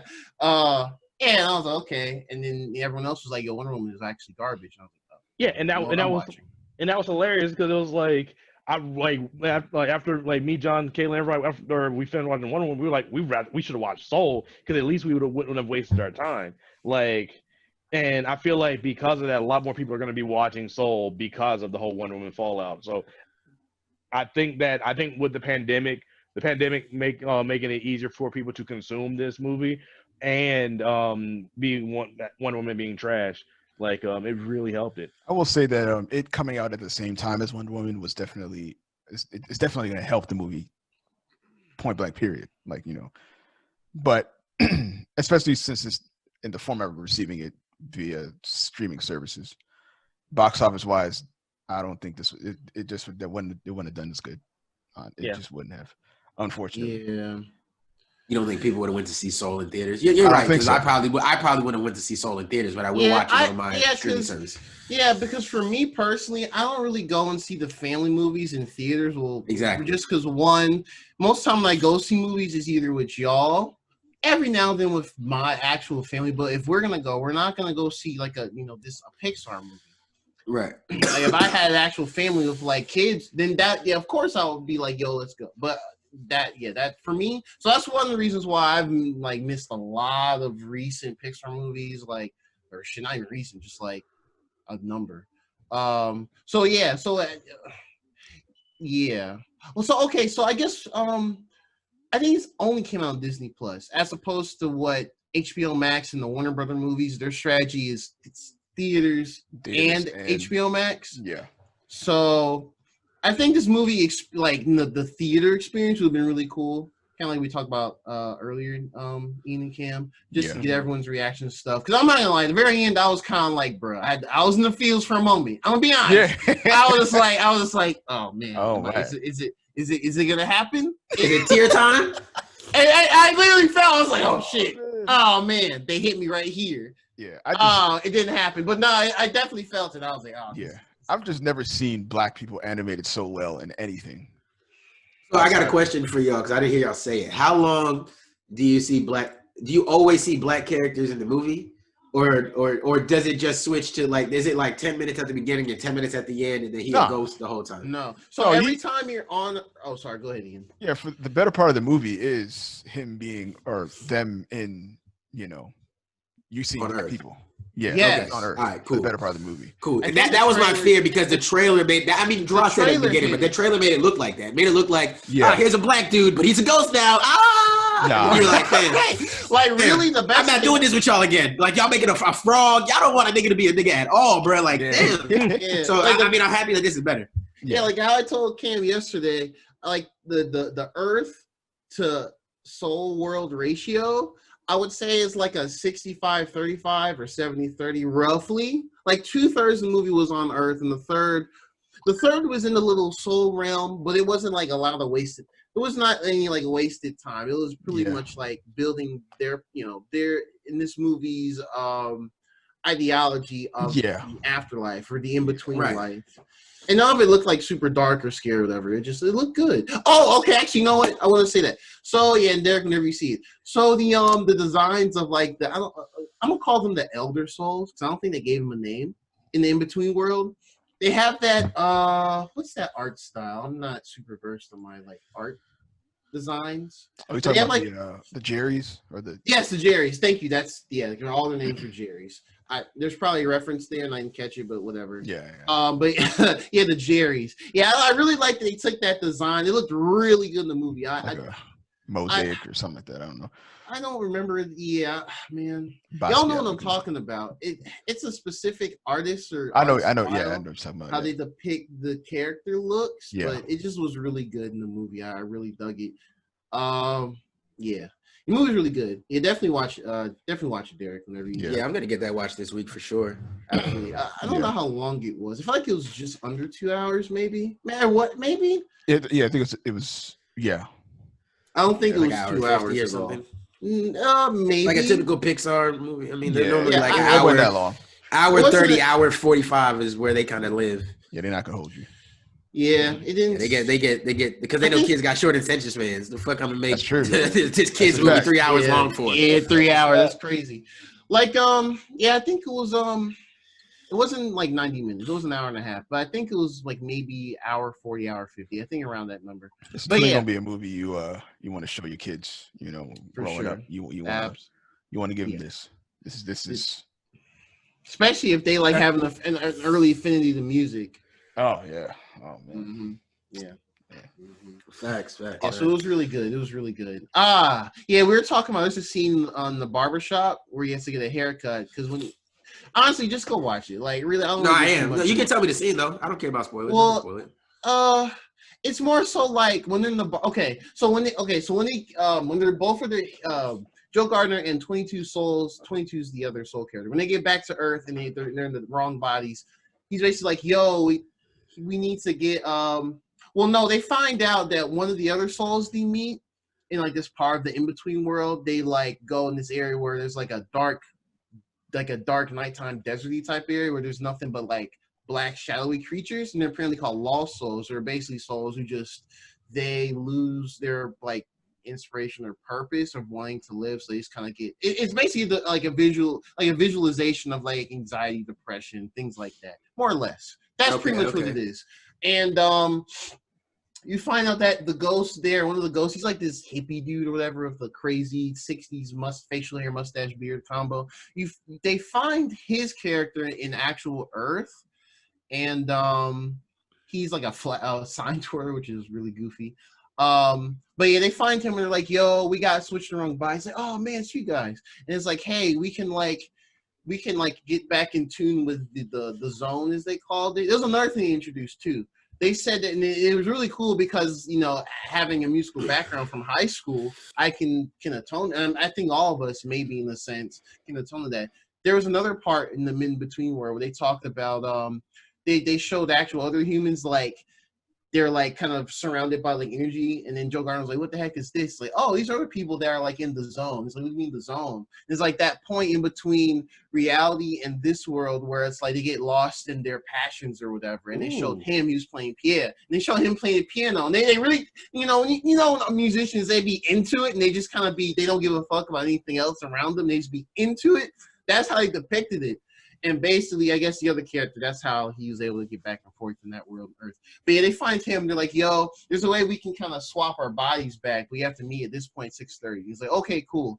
So we need to do this before he can do the jazz number." So he had to get a haircut, of course, because him as the cat tried to cut his hair, but that didn't work. He's a cat. He had no thumbs or anything. I was like, "Bro, what are you doing? She's gonna fuck up." Like, I don't know why he tried. It was a really funny scene. But the whole clipper right through is the middle of this nigga's head. Yeah, just hit that. Hit that. Reverse cul-de-sac. Yeah, it was pretty bad. Cold. It was pretty rough. Bro. Yeah, but they get to the barbershop, and basically, since he's not in his body, but the other soul is, and this is her first experience of Earth and everything, and she just mostly saying stuff from him. They get in the scene. He's like, "Yo, just say this in the barbershop with the barber, and that's it." When he gets there, she starts talking about like, oh, it's a good scene. I don't really want to spoil all of it, but basically it's a really good scene where she kind of goes off script and just talks about other stuff. And for it's a black barbershops, people be talking, we be talking shit in barbershops or whatever. Right. And then after a while when she's talking, it's like scene goes by and everyone just kind of like engrossed in what she's saying in his body. And then even the barber was just like, hey man, that was really cool, Joe. Like I never really seen like this before, this and the other. And it's a good ass movie.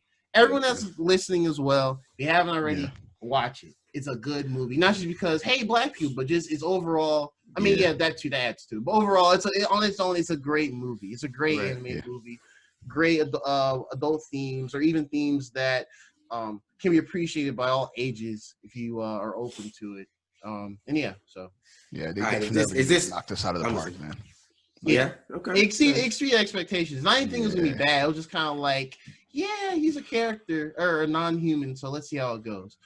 But yeah, Pixar, they did the thing. Like I was even paying attention to like the hair and the hairstyle. Yes, black people were involved in this, 100%. Black people in the studio was like, whoa, hold on a second. Hey, they might have been actually on the fucking little tablet just drawing the shit.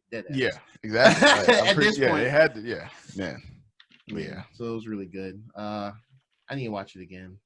That was a good movie. But yeah, it was great. Anything I can't see, anything I don't see his ass laughing, bro. Fuck that nigga, dog. Oh yeah, that nigga thought he was being subtle. I don't understand. Fuck that nigga.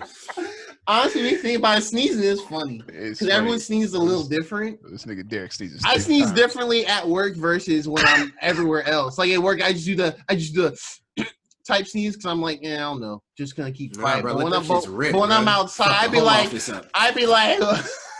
be hella loud. People outside to hear the shit. I don't know. I'm shooting myself. But yeah, I'm dying. He ain't laughing, bro. You ain't got COVID. While I laugh. Thank you, man. No, I don't think it's COVID. It's not COVID. No, it's not COVID, man. I was fine up till yesterday. Me and my brother literally went outside yesterday and played basketball. And it was cold right? as shit. No, alright. Let's not push it. Let's not let's not do that. Listen, hey, look. I'll do this. I will do this. Yesterday was the first time he ever beat me in a basketball series, best out of 3. Oh, yesterday was the first time he did it. And he did it with a game-winning shot in my face. We were playing the slides, but I did kind of reach to go for the block or whatever, and he hit the shot, so he a little hyped up. You know what I'm saying? I still bust his ass. 9 out of 10 games, I'm still busting his ass 7. But that 3-game series, he got 2 of them. You know what I'm saying? Can't hate on him. Can't hate on the youngin. He beat my ass, but him beating my ass, he didn't beat my ass, but he beat me. Him beating me caused me to get sick because Because I was outside, I'm gonna win this. I'm gonna get to the end of this. Fuck it. Yeah, breathing hard. And just bro. And I had smoked before we started playing. Yeah, so your lungs were prepared. My lung was like, hey fam, you want a sore throat? Here. It's time. Yeah. And you've been having these in a minute. Here's some sniffles. You ain't had one of these in the cool. That's usually how I see fucking head chest cold. They'd be like, how long has it been? 8 months? Oh yeah, it's time for you to get sick. You about to do one. Let's go. They don't give a fuck about your health. I drink tea every day, bro. My whole system should be straight, bro. I be drinking immune boosting teas and all types of shit, bro. Maybe tea ain't what I think it is, dog. You've been lying to me, bro. Yeah, I don't know. Yeah. But what are we on time, man? I don't know where we're on time. About 2 hours. Coming up on 150. Oh, that's not too bad. All right. Because these aren't long. Let's do technically. Let's do the AirPod Max because those are. I'm gonna let one of y'all do it. Ian, you got the floor. All right, it's gonna be quick, man. I'm not gonna hold you guys too long. The headphones that costs how much? $559. Yeah, I think like that, $559, whatever. Entitled AirPod Max. They $559. Yeah. They a lot of money. I thought they were $549. I thought it was like $550. Oh. Actually, I thought it was $500. Maybe it is $549. Let me double check the price. Let me double check the price. Real quick. It's $5. It's a PS5 and then it's a PS5 and then yeah, they wildin'. They can you choose? It's because they all metal. That's why. Oh Yeah, And they it has- are. If you buy these shit straight from the store, from Apple.com, $549. $549. Yep. Yeah. Hey, only $91.50 a month, bro. Only $90 financing. Only. That's You crazy. can get them in sky blue, bro. Sky. The sky blue looks hard. Silver, space gray, Silver. green, Actually, and pink. okay. So I The haven't sky blue seen. looks hard. I haven't seen the other. Peach Colors. You just saw Yeah, the I silver.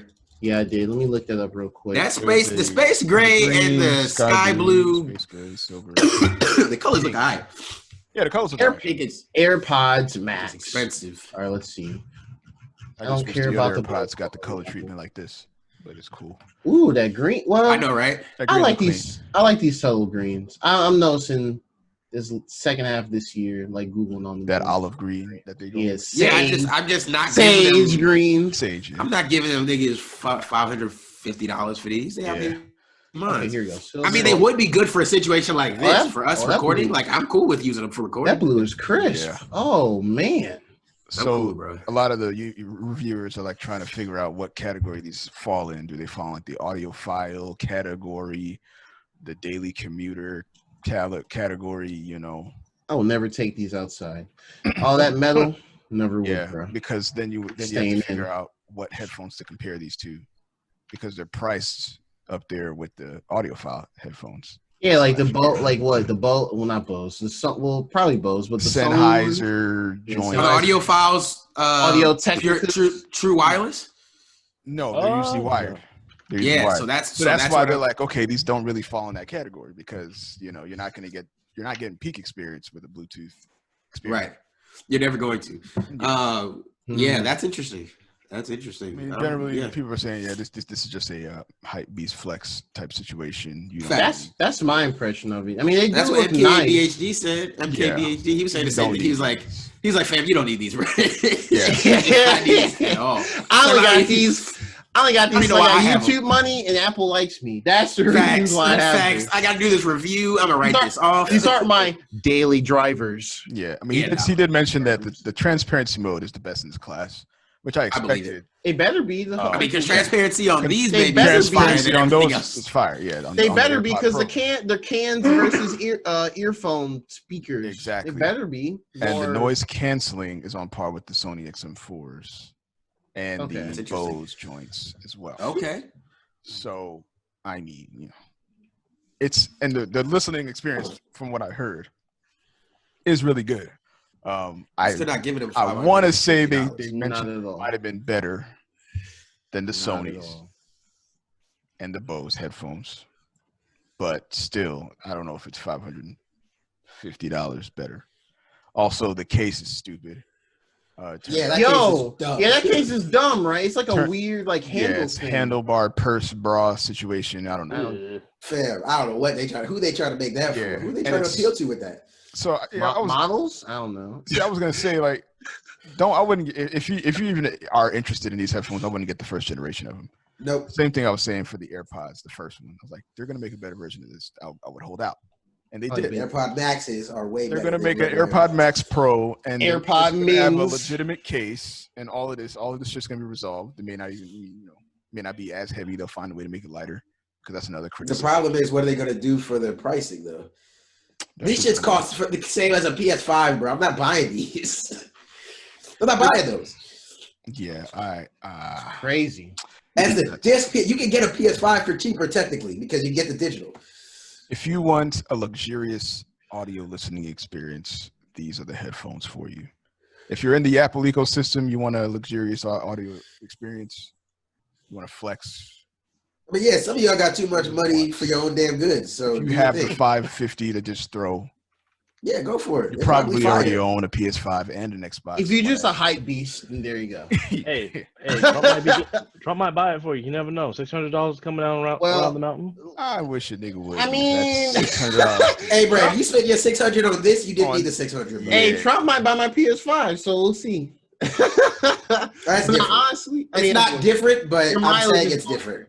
It is. It's pretty much. Well, I'll say that a PS5 is probably gonna. I mean, I was using Ian's OG PS4 the whole well, not the whole life cycle, but for the last 2 years of the life cycle, so or a year and a half. So to think about that, like an OG PS5 with the fan updates and all the new technology in it, that's probably going to last a good bit without you having to upgrade to a PS5 Pro or whatever they eventually come out with. Like, we'll probably be fine. So Yep. Yeah. Hey, I mean, y'all spend your money how you want to. facts. Yeah. I'm that pocket watcher. Do your thing, player. Yo, You might get robbed by these people out here fucking with don't $500. go outside. Wear them shits in the house, bro. Don't wear them shits outside, Yeah, I bro. will not go Or at outside. least know the neighborhood you in when you wear them outside. I mean, if I were to get these, I'd wear them in the airport. Honestly, I'd wear them in the airport. You know what it is? I only ever put one AirPod into the airport because I don't hear shit. And I just know my luck. They'll move my flight to a whole other gate. Yeah, Derek Nicholson, your flight's been moved to E34.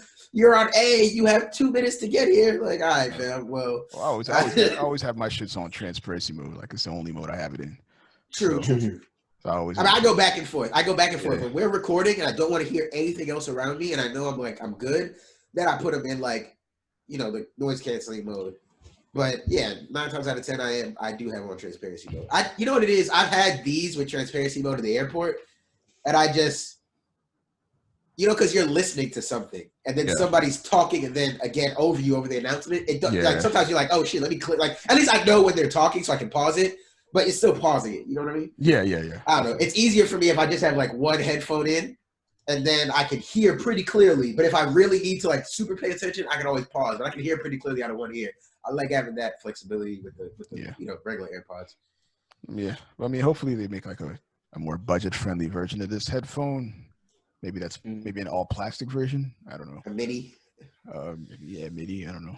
AirPod Max minis. AirPod Max Lights. Hey, the mids though, the AirPod Mins. Yeah, man. AirPod Max minis, bro. The mids. The Actually, Max that's not- minis. The Max Minis. Oh Jesus.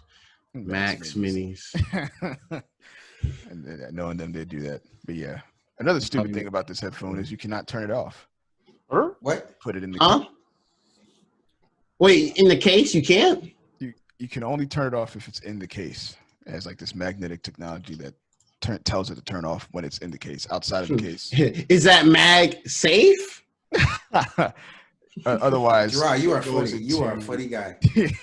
I try really I'm sick, but you are funny. I would laugh harder. I ain't saying it with a straight face. I really try. I really do.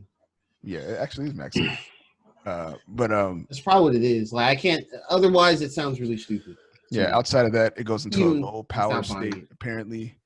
Yeah. But they have Why? to I put mean, they're headphones. Like, what? They're about to become a I mean, hotspot do or something? AirPods do that? AirPods don't disconnect unless don't turn off.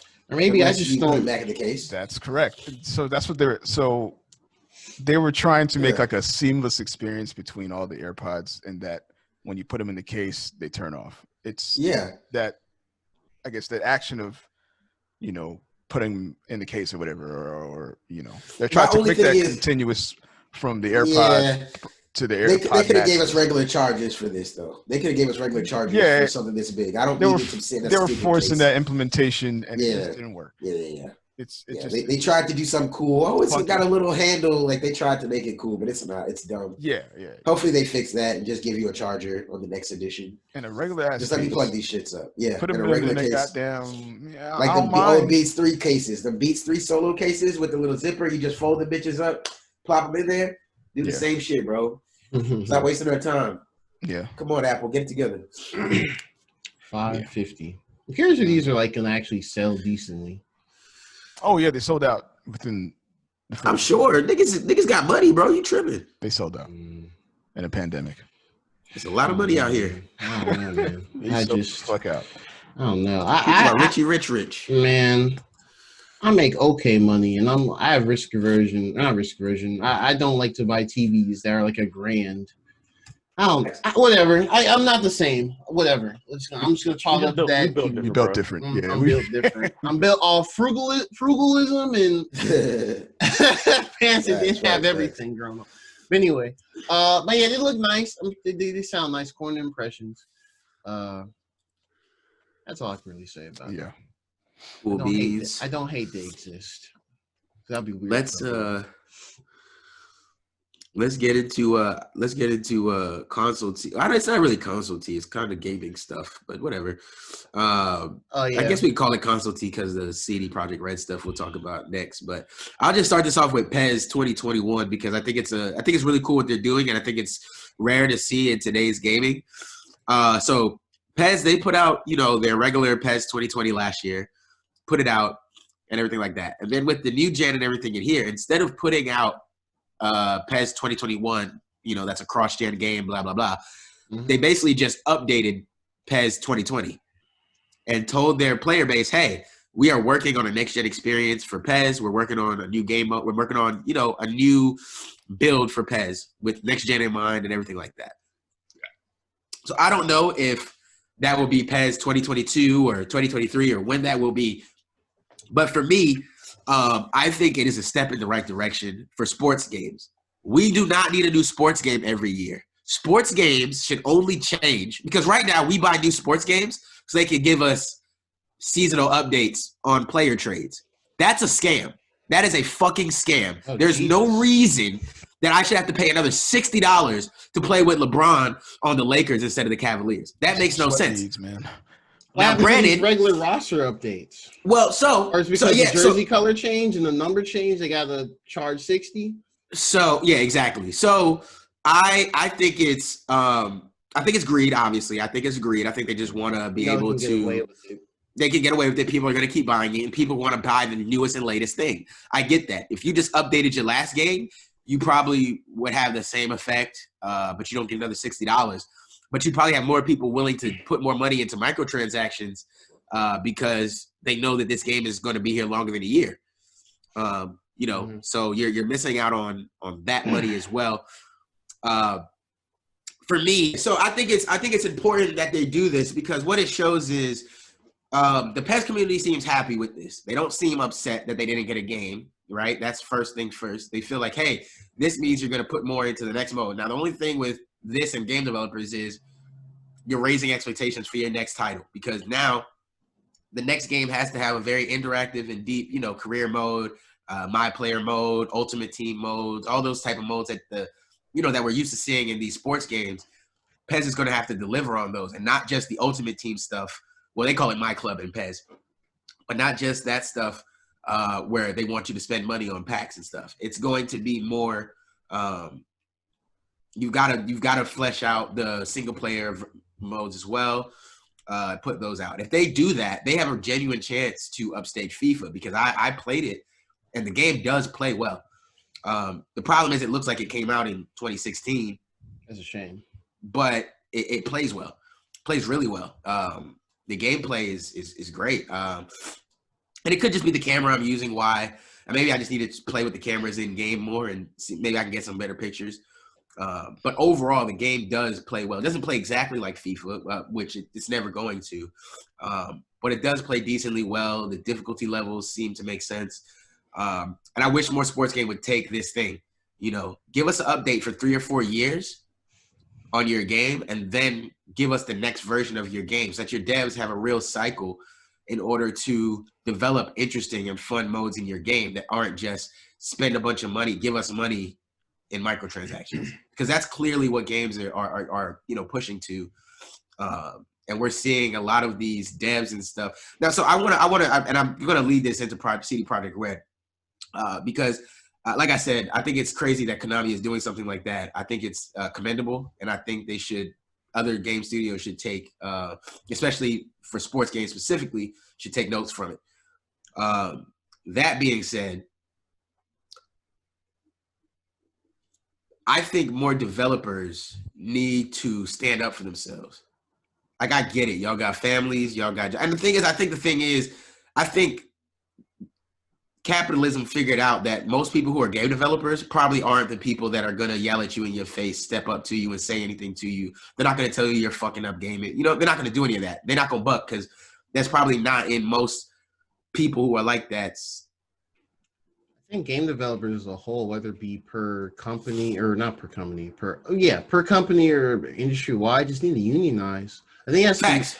I'm not like really versed. I'm not really versed on how you can get that ball rolling and what entails that versus the corporation. Why is he? That is funny. Wait, I don't Cyberpunk see 1984. I'm sorry. Yeah, that shit's hilarious. Yo, That shit is I look your phone on the that image is actually great because like that phone, that's like old internet like meme level stuff. I remember seeing it when I was like in middle school. That's crazy. But that phone case. oh shit, yo, remember when getting the leather case for your old Nokia was the shit with the antenna on the top? Yo, all the listeners, I ain't looking at the video. Y'all gotta look at the video on YouTube. But anyway, back to it. Yeah, they need to unionize. The game developers need to unionize. I don't know the exact way they should go about it. But to especially, I don't know if the laws are different, here in the U.S. versus Europe. With Cyberpunks, I think they're Polish or whatever. So yeah, it just this type of stuff just. My thing is, I think we need more people willing to fucking quit, bro. Like, I get it. The union thing is hard. It's a hard thing to do. More people need to be willing to quit. My boss fucked me over. I said, y'all can suck my dick, and I left.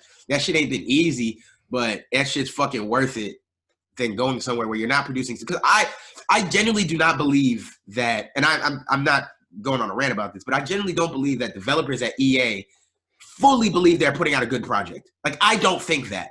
But I think they're just paid well enough to shut the fuck up. I don't think there's anything putting a spine in their back to say, fuck it. And you probably develop a tough skin when you're sitting in there to just say, hey, I don't care if fans don't like it. I'm making a bunch of money, so screw it. And I get it. I understand that. Does that make them a little spineless? Yeah, it does. But I also understand where they're coming from. And it's the same thing with CD Projekt Red. Literally, fuck your investors. Fuck them. Fuck them. Fuck them. Make them sue you for it. Fuck them. The product isn't ready. It's just not ready. It's not ready. And if your product isn't ready, don't release it. If the product isn't exactly what you have told us it was going to be, do not put the video game out. It's that simple. It is that simple. It's that simple. And if your game sucks, don't release it. And honestly, don't let the internet bully you into releasing it. Because, yeah, they kept putting out those, hey, we're pushing the game, but pushing the game back. And people were like, oh, they need to just release it, da-da-da-da. And that's like, that was their biggest mistake. Don't let the internet bully you into, like, putting out a half-finished game. On top of the fact, make sure you're showing us what the game is and what's going to, like, go ahead and temper those expectations. So when the game does come out, people are already aware of what's happening, what's going on. They're kind of just like, they're in their bag. They were like, oh, this game is going to be amazing. It's going to have Keanu Reeves in it. You're going to do all this kind of shit. You're going to make a big ass dick and you're going to have fun with it. And you're like, all right, cool. So when we finally get the game that came out and you're just like, no, this isn't finished, or it was broken. And now you have to pay back like $20 million maybe. Like, I'm not sure how much you're going to be paid back in like restitutions for it, but like you had a broken game at launch and now people are upset about it. And now not only is this going to mark you down in infamy because this is going to be remembered forever, but like, yeah, it's going to hurt all the way going forward. So any game that comes out from them, they're going to like, oh, there's going to be another CD Projekt Red problem where the game isn't finished. And on top of that, they were probably expecting that if they release it, then they could probably like patch it up with DLC or patch it later and say, oh, well, it wasn't finished, but here you go. Honestly, they could have held out and just put it out on the consoles that it worked on. Like, because it did work on PlayStation 5. It did work on the latest Xbox. Works on PC just fine. With glitches and problems too. With glitches and problems too. You know the craziest thing about that though? Like, this is still, there's only two regular versions. There's the PS4, Xbox One version, the last gen, and there's PC. And there is no PS5, Xbox Series X version yet. Yeah. They pushed that back to next year. That like the game running on the PS5, that's just the PS5 version. Just brute forcing it to do the best it can. Be decent. Yeah. But bugs and are bugs. Yeah. Okay, that's bad, bro. They should have they should have just did a time releases for like, okay, we're gonna release the PC version first. Console versions are coming later next year. At least tells me the game wasn't ready. The game just wasn't ready. Outside PC, which is clearly their forte, it's just they weren't ready for the consoles. And that kind of goes back to, So I did listen to a podcast last week, weekly podcast, and one of the dudes there, he's in the know in the industry. He's not a developer, but I think he's got enough ties with people, and at least here, I think it's publishing. But anyway, he pretty much said that even though the game was announced like 2012 or 2013, it didn't reach active development until like 3-4 years ago. So, and I think maybe between that, they might have juggled different ideas as other games came out, which I do fully believe when, especially these games that get announced hella early and they take forever to come out. I do think they just scrap and just redo a lot of things, and they see like, oh shit, Zelda Breath of the Wild was fire. Oh shit, I don't know. Final Fantasy, this is extreme, but Final Fantasy VII Remake is, that's fire or whatever. Dragon Age, Inquisitions, I don't know, whatever. Stuff like that. So, yeah, I think that's what kind of happened too, and I think just their higher management just straight up just mishandled everything. And I mean, yeah, this is year still a pandemic. Get that. But I think it should have just been more upfront with their investors, which is why they're now in a class action lawsuit. I'm curious to see how that plays out with the investors, because it does seem like I agree with Cam in that, yes, social media pressure did have something to do with it, but a lot of the pressure did seem to come from internally. Yeah, I think so. Oh, sure. Put this out. We were supposed to make money this year. Put this out. And I get it. Some white dude somewhere who doesn't know shit about video games was supposed to be able to buy his yacht this year. And that didn't happen. And it's still not going to happen because he's a dumbass who fucking forced it and doesn't understand the game industry, right? So that dude forced them to put this game out. It fucking sucks. And now you have to return a bunch of money. And now because he can't deal with losing the money because they forced people to put the game out, instead they're going to sue CD Projekt Red and say that they didn't tell them the truth. Hey, if you stop putting these timetables on, stop telling game developers when games are supposed to be ready. It's that simple. Yeah, stop doing that. If it takes them 15 years to make the game, then fucking wait 15 years. It's a difference when we play a game like Kingdom Hearts 3 that we've waited 12, 13 years for. It comes out and that game is fucking trash. Well, it's a big difference between playing that versus this new Cyberpunk 2077, which is a brand new game. They're developing it from, all this stuff. And you just fucking, whoops. Like, no, like that. You don't get to whoops that, bro. If they need another 2 years to develop it, do it. It's the same thing I said about Watch Dogs in the last episode or whatever that was. They should have took another year or two to develop that game. It might be a perfect game. Mm-hmm. Same thing with CD Projekt Red. And it's sad because this game probably is really good. We heard what Ant said last week. He really enjoyed it. This game probably is really, really great. I'm just not going to give him $70 for this bullshit. Yeah.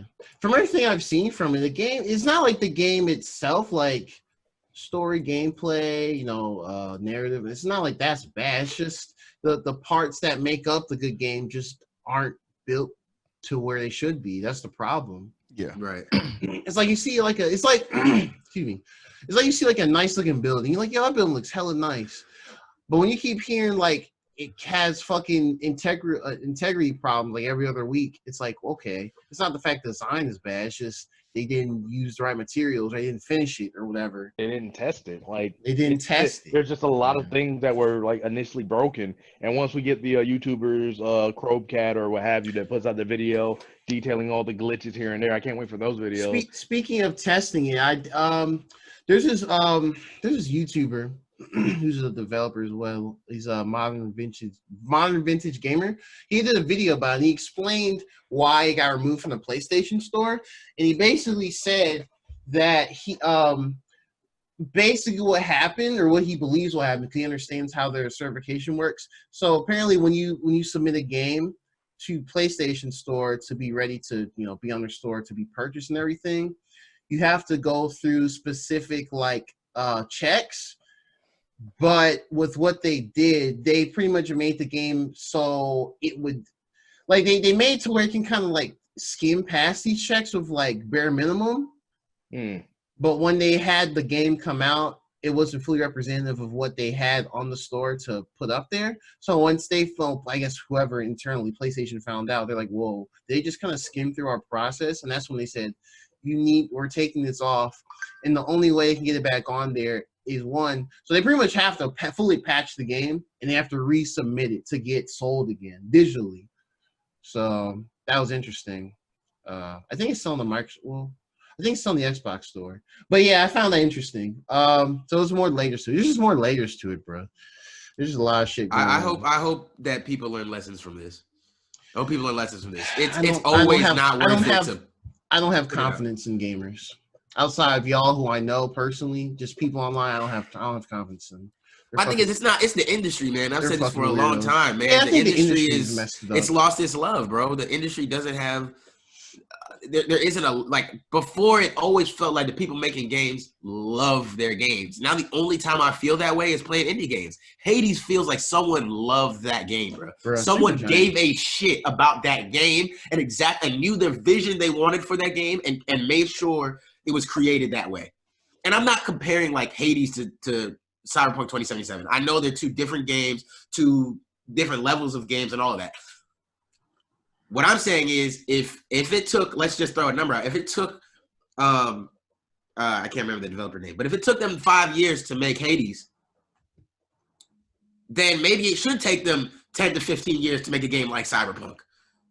Like, but my thing is everybody is so concerned about money that no one's just, if like they probably knew that from the jump. Like, oh yeah, it'll probably take 15 years, but they're not going to listen to that. So I'll tell them it's going to take 5 years. Then at 5 years, I'll tell them we had a delay and we found some hiccups and it was too ambitious and we need another 5 years. And then like you just tell them, yo, I need 15 years to make this game. If it ends up short, good luck, like then great. But if not, I need 50 years to make this game. This game's gonna take a long ass time. We're building these concepts that haven't been seen before. Like, you know, so like I'm not saying they haven't been seen before, but they're just implemented differently. Like they could have done a better job. Like they could have. They really could have. Like. Sorry, go ahead, Cam. No, the only thing I was gonna say was honestly they just need to temper their own expectations because like we brought up Hades, that expectation was we're doing a roguelike game involving death and how that gameplay will impact the story. They had a roadmap of how they were gonna do it. They hit all the notes, and so they just built on that and expanded that.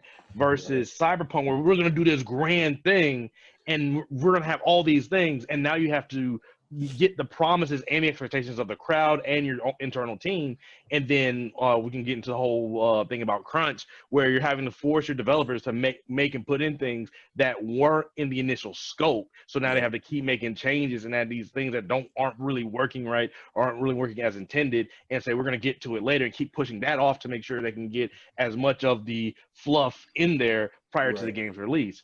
So like I agree with you with indie games because like lately a lot more indie games are like just are becoming more and more solid games in general. Yep. Hell, like Nintendo has a full section like or the indie section just talking about those games and how great they are. Yep. And it feels like you're gonna get a better experience out of those games versus a AAA game. So yeah, these AAA games have too much money, too many investors, too many people who don't give a fuck about games invested in games because they see money. They see that gamers are dumb and willing marketing to deals, throw money at them. Like, slapping man, fuck that. 2 XP boosters on fucking Mountain Dew and Doritos and come on, man. Bruh. 5 what was it? Avengers on 5 gum and all that. Oh yeah. And that's what I'm saying is like, yo, you don't understand gamers, bro. Like, who the fuck is going? I mean, the thing is, the problem is there is a section of people now who've just conformed because that's what they do. Like they're conformers. They just conform to whatever's happening. They don't fight back. They don't push back. They don't question anything. They just conform because that's how life rolled out for them. And those people are going to buy the 5 gum and the Red Bull and the stupid shit to get this shit. Like, you know what I'm saying? Like they're going out and buying cases of Red Bull to get codes. Like it's fucking stupid. This nigga can't. Yeah. That's what this is a perfect example of that. Craig has Craig approves, bro. Like this is a perfect example of that. This is a game that's supposed to be coming on next gen consoles, and it looks like Minecraft. Like, come on, dog. What are you doing, man? Like I even said it at some point when you get to with next gen, you're going to have to either scale down or scale up hard. It's going to have to happen, one of the two. And this is the example of scaling back too much because they're like, well, we can't really make a really good looking game, so we're just going to scale it down and like we're going to have a stylistic game. And now you have these issues. But again, it feeds into the same like thing you were talking about. So yeah. If I worked in the game industry, they'd have been fired me I'd have been. Yeah, cursed somebody probably. out. I'd have to work in an independent studio. Like, I couldn't Exactly. be, Have to be an indie. Like have or to I'd work for an have to indie. Or do create your own. even if I did like the marketing or communications on Twitter, I'd be like, bro, I'm feeding all these people bullshit on a daily basis. That's what I'm saying. I couldn't Like do the that. Cyberpunk Not person. as a gamer. Come on, man. Like because if you work for CD Projekt Red, bro, you telling me they just got you online posting like what they told you to post. You ain't touched the game at all. Hell, you can't talk to any developers at all. Like somebody in there was like, fam, this shit don't work. Why the fuck are we selling this? But nobody had the balls to say it. Nobody had the balls to say it. And I've been in that position around a bunch of people who didn't have the balls to speak up and be like, nah, why are we doing this? This don't make sense. We just doing this because the boss said to do it? But that's stupid, bro. That don't make sense. And I've been around people like that. And it's not that they're bad people. You know what I'm saying? Like, it's not that they're just scared. Like, I just need my job. I'm terrified. Like, I get it. Hey, man, sometimes you just got to let them fall on the sword because you can tell them as many times if they hard-headed and they don't want to learn, sometimes you just got to be like, all right, you take that L then, and then we'll come back and talk about it. That's what happened with Street Fighter Cross Tekken when it was releasing on this DLC fiasco. When I learned about like the bullshit behind it, I was like, okay, the American side told the Japanese side, don't put the DLC on the disc. They're going to find it. And the Japanese side was like, that's illegal. There's no way they're going to do that. That's and illegal. It's illegal to find it. That's illegal. It's illegal They're to not find going to do that. It's illegal to search the disc they bought with their money. And the Americans looked at them, and the Japanese, they were just looking at each other like, and the Americans were like, please don't put it on there. And they're like, we'll leave if we don't put it on there. And they're like, okay. And they put it on there, and sure enough. Capcom Japan said, fuck you, Gaijins. We made this game. Y'all help sell it to them. My thing is, that's what I'm looking for. My thing is the same way how old girl left BioWare.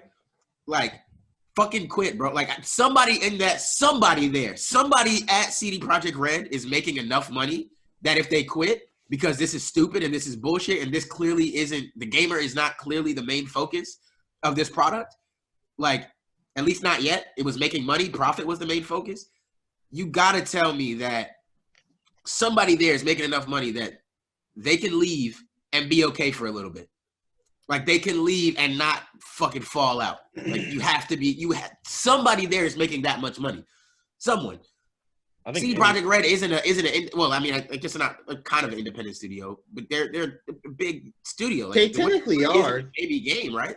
They technically, it's weird because there's certain companies who are technically, like when we say indie independent, they're like smaller, make like 2D or pixely art, artsy type games. Right. But like there are the bigger ones who are still independent, like Remedy that made Control, Max Payne, Alan Wake.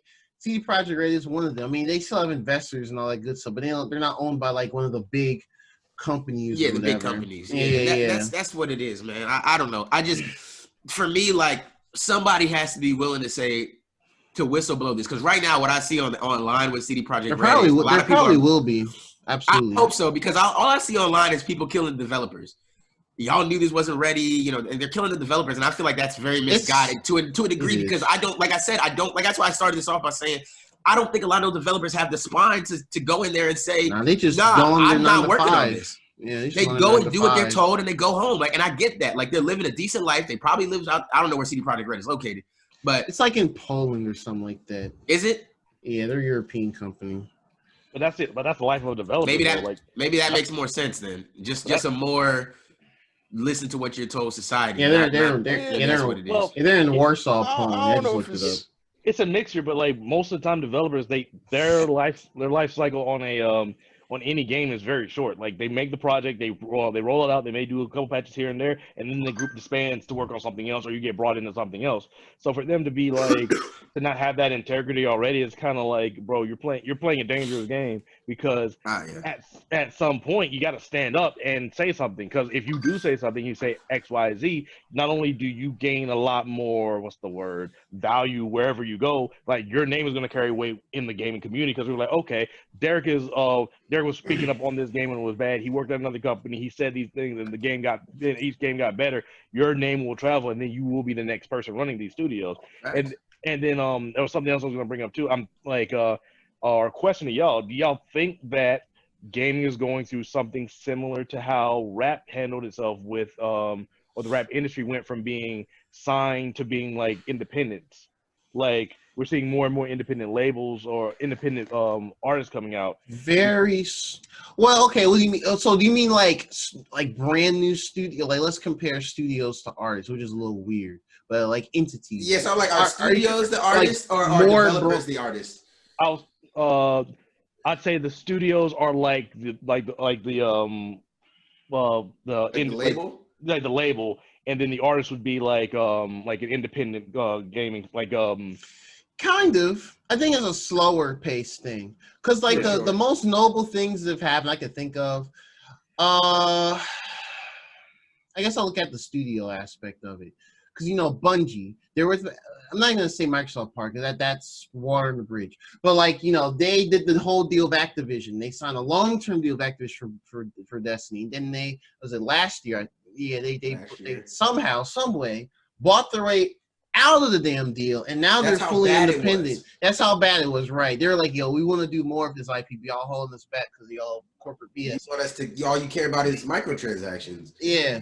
So they went their separate way, and they're still, in my eyes, still in the rebuilding process of Destiny 2. I mean, they released a big update, but to me, they're still working on it. For sure. And I guess people themselves leaving. We're seeing some of that with like what some people do, like noble people. Okay, here actually is a good example that everyone can know about. Hideo Kojima, despite the drama with him and Konami, like he and Konami are like synonymous. Like me, it's like a Miyamoto left Nintendo and made his own studio. Like, oh fuck, that'd be fucking huge. Holy shit. That'd be that fucking big. He left, they had bad blood, etc. But he made his own studio and they made Death Stranding. No matter what you think about the game, they made Death Stranding, that game. So I think it's a slow burn process because I think it's a bit harder to do. That's what I was gonna say. Artists are usually just themselves. They might have their crew, their homies, their squad, etc. But they're not signed to the label, as far as I know. They just help the homie. Maybe they got, like people who are artists, people who, I don't know how A&R works. Maybe they help with that stuff too. So I think in a sense it is happening, but it's a much slower burn because the game industry is so fucking massive and it makes so much money and there's these different parts that work together. It's harder for most times when people do leave, like an individual person leaves, they just have clout from like years of being in the industry. They just have clout.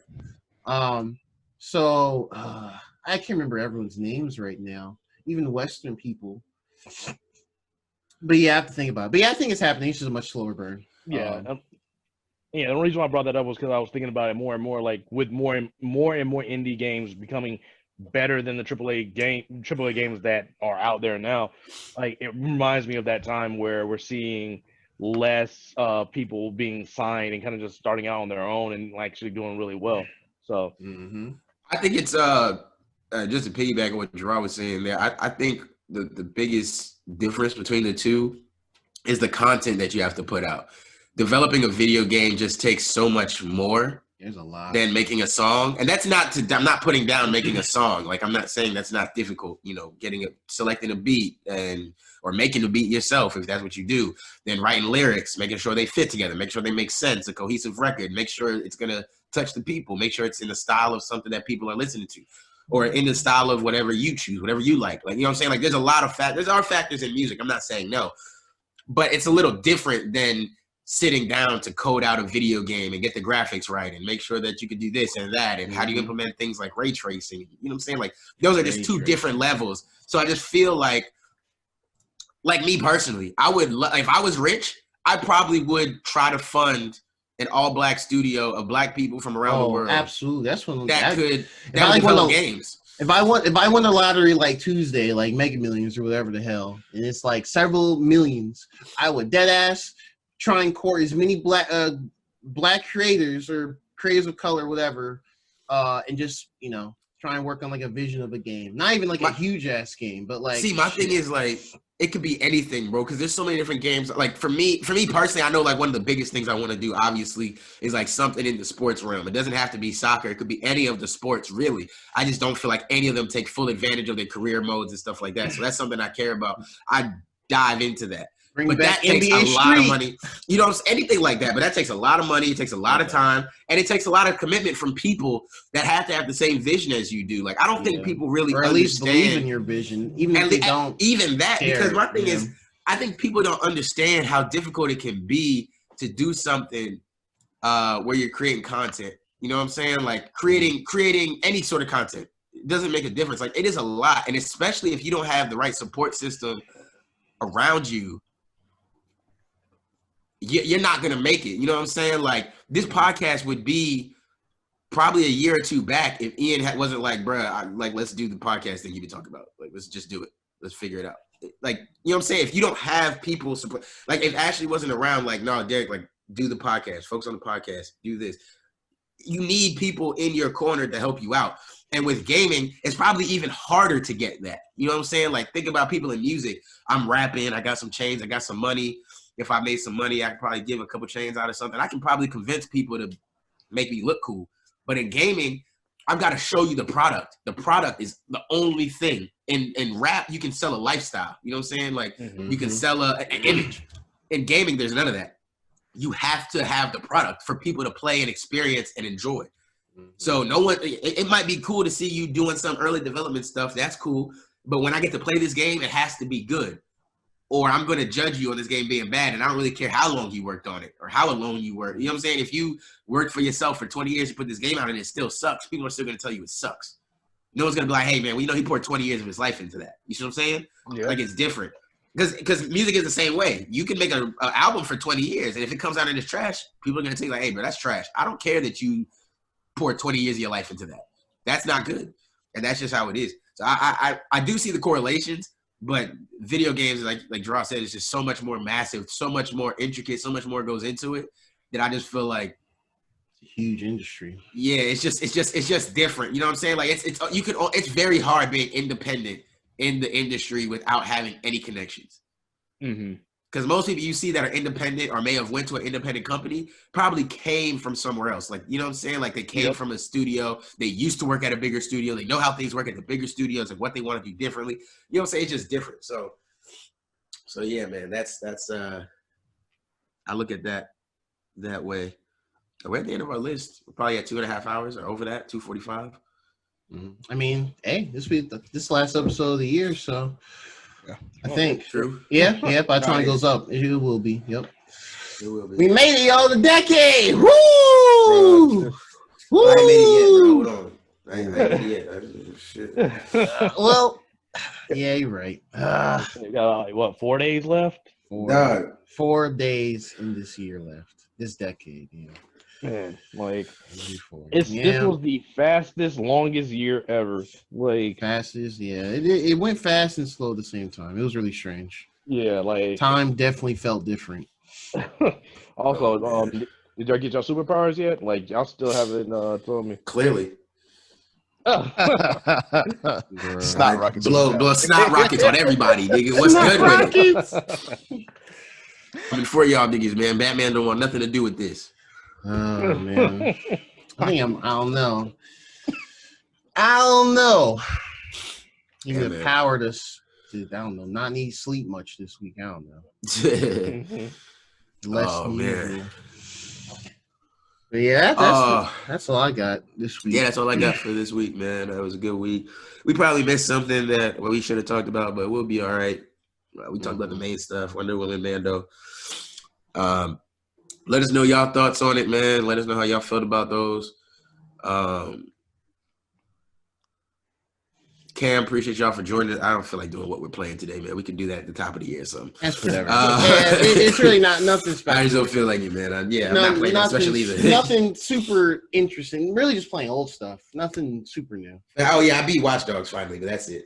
Hey! That's it. That's the only thing. I'm playing But Rising. How's that? That's fun. Hey, you did say that. I think you said that in the group chat, though. You said you're really enjoying that game. Yeah. So we'll talk about it. Let Ian get a couple more weeks in or something, like another weekend or so, and we'll come back next year with something for y'all, man. Yep. Appreciate y'all for listening. I'm gonna try to upload.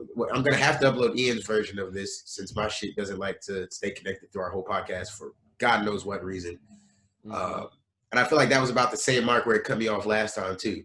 Like I feel like my internet is just like, hey fam, you've been doing something for too long. Get off. And it just kicks me off. So I don't know. But anyways, man, I appreciate y'all for listening. I appreciate y'all for watching this video. If you watch it, I don't know what that sound just was. Did somebody mute themselves? I don't know. But anyways, man, I appreciate y'all for listening. Well, this isn't going to make sense still, but that's been Ian. That's been Geronimo. That's been Cam. It's been Two Ugly Nerds. Peace.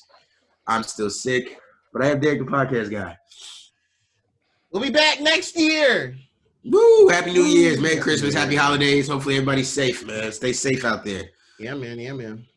Stay safe.